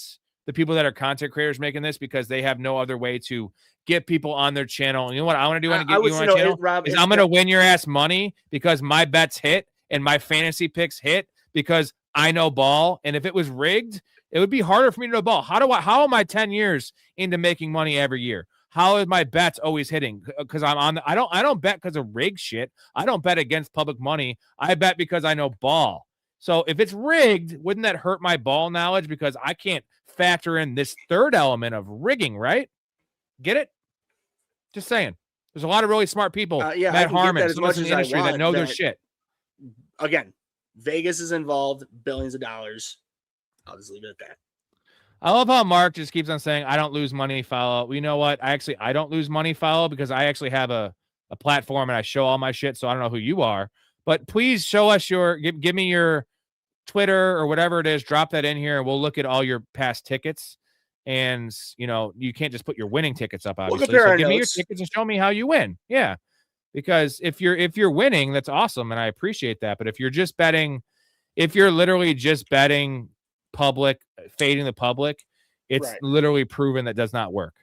It does not work because you're blindly betting based on trends and not like the situation. So it could work for a little bit, but I promise you, I know many people that have tried to do this because they had the same sentiment as you and they lost tens of thousands of dollars. Now, maybe if they kept on doing it for a year or two, they would have came out on top.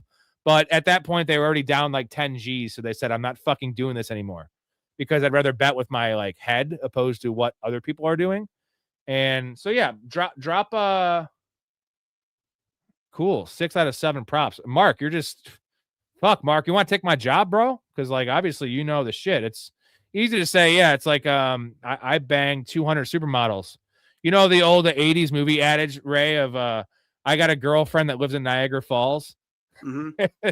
But she doesn't exist. That's okay, cool. Congratulations. Yeah, you could just put your bets. Cool, Mark. Can we see some evidence? Can you hit us up with your picks? And honestly, I like making money. So if you have this system, we would like to make this a thing. So Mark, hop in the Discord, professionalfanatics.com. Give us your system and let's see what the system is. And we'll all make money together if it's this good. I know this is, I just asked ChatGPT. So how much is Vegas up on NFL bets since 1990? It says there isn't a precise, widely publicized cumulative figure, blah, blah, blah, blah, blah. And it goes into U.S. sports betting revenue, all sports. So this isn't just NFL, but all sports. So, I mean, it does make a difference. But it just says U.S. sports betting since 2018 when it became betting or mostly legal nationwide. They are up 50 billion plus in lifetime gross revenue with after payouts and all that from 50 billion in bets or 500 billion. That's fucking no. You want to know why? No, think about it. Do the math. I know you said the revenue. 500 billion. The juice is 10%. So they could literally four and a half. The 4.5. The VIG is 4.5 to 10. It says, but yeah, 10%. Well, no, your typical VIG. If you do Chiefs -3, that's minus 110. That's 10%. Do you know what a VIG is? No, it's 5% because the win bet. If you win, you don't have to pay it. I get it. No, if you lose it, you don't have to pay it. So yeah, 5%. So what you're saying is they're up 5%. They win 5% based on VIG. They win 5% based on dumb betting. 10%. Yeah, that's not that high. That's not that high though. That's not that. They don't need to control because if they get more, the more action they get. What the fuck are you talking about, man? That's because there's been 500 billion bet. You know what I'm saying? That's where they want. They want people to bet. No shit. That's again, dude. You're helping my argument. They will win no matter what. So it's in reality, That's why I don't like betting that much, because they fucking win. They take your money. No, they don't take my money, and they don't take anyone that follows me. Their money's pretty safe. That's all I'm saying. And I'm not like an oracle, bro. I just do my work, and like I understand the NFL. Like, that is what it is. You cannot believe me. That's fine. But, anyways, Mark, you if you have a system like legitimately like on this channel, the goal is everyone eats, right? Fantasy gambling. So like I only do prop bets. If you have other angles, professionalfanatics.com, get in the Discord, give us your angles. Let us know. I want to see, like, if you can give us proof that you're dominating like this, 6 out of 7, and you're doing this, then why not share it with us and we can find a way to make it work together. So if this is real and you have this edge that I don't know exists, and then, you know, and apparently Ray knows this guy exists. sounds like he'll be a fucking oracle on this channel if you're that fucking So good. let's do it. Let's do it. Link in the description.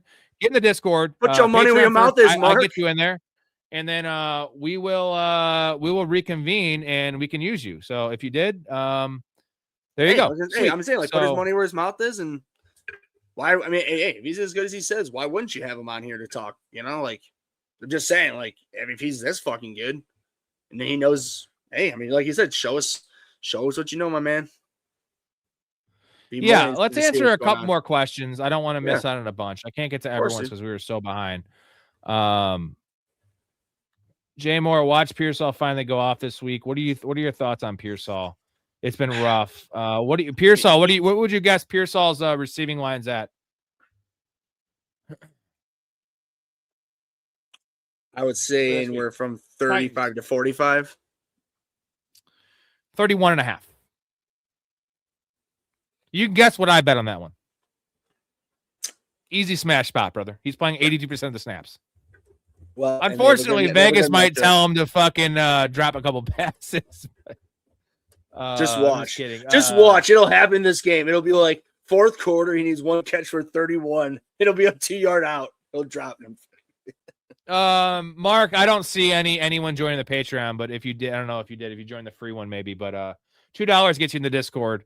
Let's see. Chase Brown is trash. That was his first comment. He's actually not that trash, but yeah, Michael, I'll get you in there tonight. Do I play Stafford or Dart? Thank you, gentlemen. Y'all are dope as fuck. I appreciate you. Hopefully we didn't scare you off. I'm playing Matt Stafford. I'm not. But Dart's not a bad option just because they're at home against Washington and the rushing part. So I guess Rob, like we always do, if it's 4 passing, would you consider then Dart?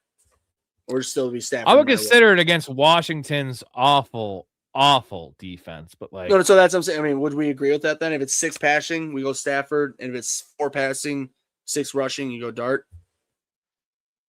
Or we still just go Stafford no matter what. I'm still going Stafford. I'm not fucking around with. I would probably too. I'm just just throwing it out there. I would probably. Well, here's another one. Here's another one from Scott. What do you guys think about starting Burrow, May, or Stafford for a passing touchdown? Oh. Oof, so you might want to go. It's May. not. That's a great Scott. Jesus Christ, you have the greatest options in the history of the world. You have really. he probably picked up Burrow off waivers. He did. I am gonna go. I think I'm gonna go. God damn it! I'm gonna go. May, I can pick any of them. Oh, but Drake May's got me there. If it was 6 for a passing touchdown, the answer is Burrow or Stafford. That's just because he's 4 passing. That's the only reason I'm going Burrow. Or I'm sorry, May, because he gets that rushing upside compared to the other two. Burrow has no rushing upside. Stafford is a little better than Burrow, but May has the elite compared to out of the 3. I wish you had trades still because you could fucking make some moves. Oh my god, jeez. Get a starting somewhere or another in a position for one of those guys. How good was Sean Alexander? One of the most epic fantasy seasons we've seen. All very good. Was not quite a Hall of Fame player. No, his career was cut a little short, but what I'm saying, right? Like Hall very good. Like he had when he was awesome, he was awesome. Like Sean Alexander, when his prime, was a fantasy fucking stud. 100%. Justin Houston came close to breaking the sack record. And the refs called holding. They had some money on that one. There you go. Hey, Big Ray, do you watch Smitty's content? That's the fantasy football show. You watch that? Mm-hmm. You like him? Try to. Yeah. Could you imagine, like, okay, I was maybe a little bit of a dick to Mark, like just maybe abrasive, I guess. You imagine if Smitty believed what I believed and someone came in his chat and said that, well, what would Smitty done to that guy? Raise the shit Smitty. No, Smitty is an asshole. I mean, right, exactly. Like, yeah. He knows his shit. I like his show. I mean, it's solid. It's just it's the problem with Smitty's show is you tune into him year round, right? Let's say you're watching year round. You're getting one person's opinion for an entire year. Dude, so also, why would you tune in? Because his opinions never change. He doesn't admit when he's wrong. So it's like, what, his take on Travion Henderson, right? Right. Like, so like, why are you tuning into this guy's show every night when this show is different because we have 7 different guests. So you're going to get 7 different opinions. And we also are a little bit more fluid in terms of what we believe. And we can change our opinion based on performance, situation, eye tests, depth chart. Hampton, injuries. I'm saying Marion Hampton. He's a perfect example. It's like, I understand people's panic, but when he played and was in the game, they made a point to get him the ball. Because again, like I said, he's a first-round pick of theirs. They're needing to battle their way into the playoffs. They need to get a good hot streak going. So why wouldn't they keep getting him the ball? Yeah, they need to win too, and their quarterback has a broken fucking left hand. So, dude, that little it's like a Power Rangers thing, like, dude. What a warrior! If I were defensive player, my helmet, my face mask, boom, boom, like every time I could. Right? Should I play Strange or Parkinson, or should I pick up Theo Johnson? I would rather have Theo Johnson than Parkinson. I think Theo Johnson's the answer. Right. I would pick up Theo, drop Parkinson, keep Strange and Theo, and play Theo. I'm in Philly. I'll be doing Uber Sunday. Fuck the Eagles. These Eagles fans are turning on their team very quick, Ray. Yeah, good luck. Jay Moore, you know what? I'll do a little prayer for you because you're going to be doing some bunch of drunk Ray asses that will be either mad or more mad. God, you remember Rashad Penny? Dude, I did a whole whole segment on Rashad Penny. It's Rashad. It's Rashad, not Rashad. Remember he had like a 6 yards per carry for his career, and he was always injured. And the guy was that was a first-round pick. That was one of the first-round picks that never got an opportunity because of injuries. It was rough. Nick says, who's the other Nick O guy? That's the actual Nick O. Nick O, you're the Nick Offerman. We're going to call you Nick Offerman because now that Nick O's back in the fold. Pickett will get picked off how many times against the Eagles? No, let's not forget Kenny Pickett was the backup last year for the Eagles. So they do know Kenny Pickett pretty intimately. So twice, huh? Hey, real quick, did you ever have, I know this is really random. I'm just pulling this up because you talked Rashad Penny's per yards carry. Yeah. How many times did you have Jamal Charles in his heyday? I had him a decent amount. The 1 year I definitely had him in like that. Back then I only played like 8 or 9 leagues. I think I had him in 3 out of 9 the year he really busted out. Super elite year that he had. It was like a 1,600 total yards and like 12 touchdowns. Yeah. Fun player to own because it was all big plays. I mean, when I say I feel bad, I mean, he's fine. He's doing I'm sure he's doing dandy. It's just like talent-wise, my God. It's just, I'm saying like, if he could have been healthy for 10 years, like, oof. Probably would have been the Hall of Fame, to be honest, if he was healthy for 10 years. Let's see. He reminds me, he's like Jahmyr Gibbs is like, Jahmyr Gibbs reminds me of him, but Jahmyr Gibbs is way more well built. Yeah, I mean, Michael Hart, I wouldn't touch Ricky P. I wouldn't either. I'm not saying I touch him. I'm saying 31.5 is a low number. Right. I am debating flexing him in one league, but like just because the matchup, and I feel like he has touchdown upside. And like the question is like Chimere DK or Ricky Pearsall, right? Like in the same game, it seems like obvious Chimere DK, but is it obvious? You know what I'm saying? Like Ricky P had a lot of high hopes coming in the year. He crushed it to start the year. I wouldn't just say 100% go DK. I would probably go Ricky Pearsall over Chimere DK. Now that's a pretty low bar though, right? That's not like, telling him to start over, Brian Thomas or something like that. 100%. Yeah. I mean, Ricky P, I mean, he could be one of those guys where like you have a deep flex option, but don't expect him to put up, in my opinion, like winning numbers that you need at this point in the year. Josh Allen, 3-touchdown game coming off Josh Allen got that chick pregnant? Is that for real? I didn't know that. Yeah. He knocked her up? Yep. Hey, buddy. That's good for you. Are you sure that she didn't get knocked up in the sex scene from Sinners? Is it Black Baby? Is it Rachel Baby? I guess they'll find out. They'll find out when it's born, right? You know they don't pull out, brother. I'm just saying. No, they don't. I've seen enough videos of yeah, I've seen that. Thank you, Jay Moore. We do have it. This is an interesting show tonight, but we bring you the real shit. Kenneth Walker or Mike Wilson and flex. Full PPR, it's Michael Wilson. It's not even close. It's not even close, my dude. I think it's not close in any format. I don't care about the matchup, bro. I'm gonna pull this up again. I was gonna tell you that the national Michael news Wilson's is catching chart. up to you. I'm saying the Michael national Wilson's news is receiving chart. man. Look at that, bro. And again, we love Kenneth Walker in this show, mostly to make fun of him. Look at the route chart. This man's lining up all over the field. He's not going to get canceled out by Lassiter or any of these elite defenders. Like, he's going to be in the slot. They're going to really bracket. I feel like they're really going to try to stop Trey McBride. So that's the goal. And we really do like Kenneth Walker here. Yeah. Where would you have Kenneth Walker ranked this week, though?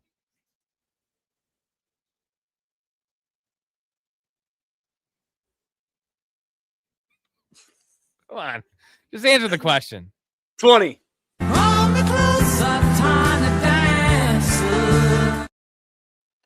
Why you gotta do that, bro? Where would you have him realistically?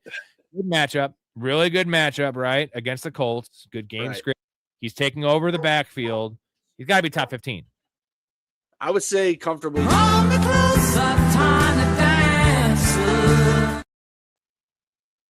No, I'm not by myself. Hey, I will. All right, hold on a second. I'll give you top 15. Top 15. And tell her I missed it. I will say, I have eight props this week, so for Sunday it's a big number. Kenneth Walker's rushing total is at 57.5. And by the way, did you hear? I'm sure you didn't hear me. That I told you the national media is finally caught up to you. You know that, right? What's that? You're Michael Wilson love, bro. If you go to like Yahoo, ESPN, NFL, like any of the main, even Draft Pros, any of those fucking sites. Oh, he's like a top 12 dude. No, that's what I'm saying. I don't think I've seen him top 10, but he's 11, 12, 13, 14, 15. But I've seen him 12 more often than not. Right. No, and that's now they're talking about him. But the thing is, I was talking about him the second I know that there was an injury. I'm just trying to give you flowers. I didn't say thank you. I didn't say top 10, but I said firmly must start. I said must start week 1. You said wide now they're like he's a must start now. On that, so I'm trying to give you your flowers. Yeah, thank you. All right, I gotta go say hi to some people are here. Brees would have been a little comp to Jamal if the Chiefs would have got him. They would have made the playoffs. Dude, why didn't the Chiefs? All right, give me 30 seconds or a minute on why. Remember the hang up was for Brees Hall to the Chiefs was the Chiefs wanted to give a 4th rounder.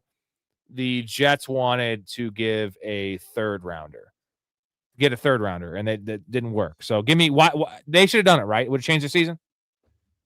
Yeah. So obviously with like when the trade deadline was rolling around, the Chiefs were definitely one of those teams that people were still high on them, even though they were having a bit of a down year at that time. But it was pretty clear that their running back situation was not where it needed to be, with Pacheco being injured and or coming back from his injury, and Kareem Hunt, being the lead back, even though Kareem Hunt was he did admirable for being what he needed to do for them. But here's the thing is that if they traded for Brees Hall and pulled that trigger, and they had Brees Hall from the trade deadline of, when they were still hanging around, is that they really would have been in a much better position, I feel like, because Brees Hall is one of the better running backs when he's healthy and when they're like in a good position. I mean, I know I can say that for a lot of running backs, but Brees Hall is extremely talented, and it's one of those things to where if you were able to get him on that Chiefs team at the right time and get him be able to get acclimated to where to where we're at now in the season, I think his fantasy year would have been turned around. I think, honestly, I don't know if the Chiefs' complete season would have been turned around, but the Chiefs would have been in a better position than they are right now. And so with that, they did fuck themselves by not doing that, because Breece Hall has just been stewing and getting wasted on the Jets right now. And compared to where he could have gone to the Chiefs when the Chiefs were still in the hunt and in the heat of everything, and that could have been the separation they needed to be in a better position than they are in right now. So like with that, that's definitely where I feel like that the Chiefs definitely dropped the ball to getting Breece Hall and getting their season in a better position than they're in now.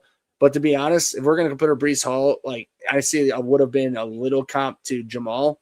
No, like Jamal is on his own level. Like I believe that Jahmyr Gibbs is like that only time, even like maybe more like a Devon Achane could be like a Jamal Charles comp, but otherwise, Rob, I was just telling him that I just don't think that they.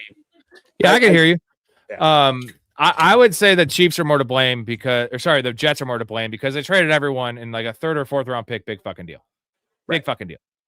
Just take the 4th rounder unless they have plans for Breece Hall in the future, but they have Braylon Allen, who's 21 years old. He's a running back in the future. He's not like Isaiah Davis. He's not Jahmyr Gibbs. He's not Bijan Robinson. Like he's not those guys. He's just a tier below them. He's had an ACL. He's had an ACL before. So it's like, what are you doing? Silly stuff. Let's see. A couple more questions here. Then I know you I did read what you said. You said slight, but either way, I still think Breece Hall can't sniff Jamal Charles' ass. That's what I was getting at. Andrew Lincoln or Shane Wallace for flex in a PPR league. I believe that's a Walking Dead. That's the Walking Dead guys. Correct. And I'm going to be going Andrew Lincoln, baby. Shane was a badass, though. But I want Shane. Shane's a grinder. He's a fucking... Who died quicker. Real quick. Well, he wasn't the main character. Of course he died. We got that joke, Michael, because I'm pretty well-rounded in a lot of things. So, anyways, Waddle or Neal, PPR. Whew. I say Neal's safer, but Waddle has more upside because he's a big play threat. Can agree with that. Yep.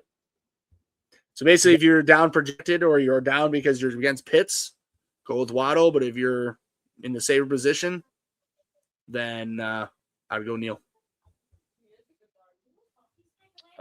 Chiefs or Bills defense next week. I'm going to look at. Oh no, it's Chiefs. Chiefs have the Titans. I already know this because I'm stashing the Chiefs everywhere.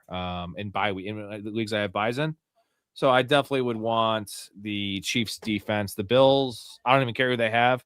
I know they don't have anyone great because I've been dropping them in a couple leagues I've been stashing. So, all right, we did 3 hours in this one, and we'll get one more little clip here. How about this one? This is Ray trying to tell me that the NFL's rigged. You stupid fuck! Go buy some sandals! Go buy some sandals! You want to fight? I'll fight I haven't fought in 10 years. I'm fighting that. What you got? Let's see. Throw down, bitch. Throw down, bitch. It's all right because you know what? If I was Justin Long's character in that movie, my eyes would be tattooed with eyeballs on it, and I'd just be like NFL refs. So yeah, you're right. It'd work out real well. That's one of the fucking best things. I think so. I was saying when he's sleeping, hey Junior, you're like, oh, they're like freak out. Oh my god. Oh yeah, man, I got toe fucked up and I got my eyes tattooed with eyeballs. Yeah, right. All right, gentlemen, 3 hours, great show. A little sidetrack there in the middle, but tomorrow night's gonna be a late show. So tonight was early. We started at 9.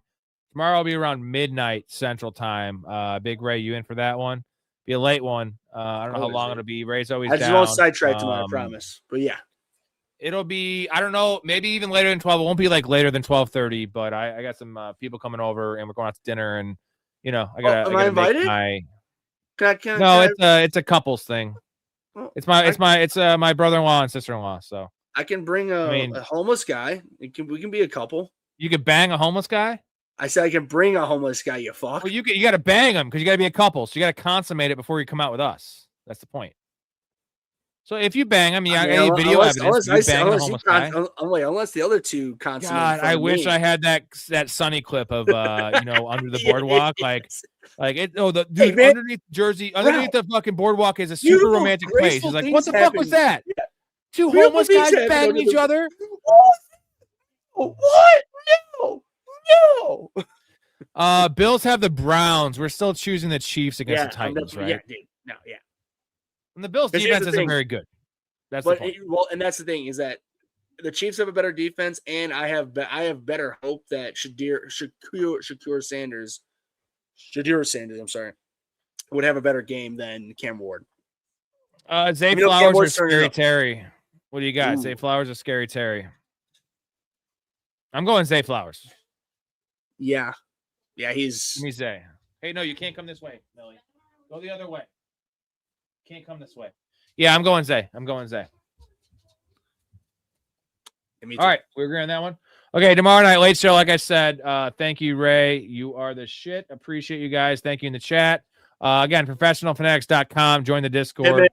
Get into the community, boys. Get access to a lot of good stuff. So appreciate that one. Also, it's Christmas time, so give me a little Christmas gift. And also, you're going to get in this ground floor, baby. Ground floor of this. I'll give you a Christmas gift in person. Michael Pittman over Booty. Yeah. Full PPR. Half PPR, Michael Booty. You agree? Yep. I'm going to text you real all quick. Right. Not right now. I'll text you, but just, it's something different. Yeah. All right. Love you guys. Love you guys. Rob, appreciate it, man. Stay positive. Love your life. Respect each other. And we'll see you tomorrow night, late night. See you guys in the Discord. Peace, Ray.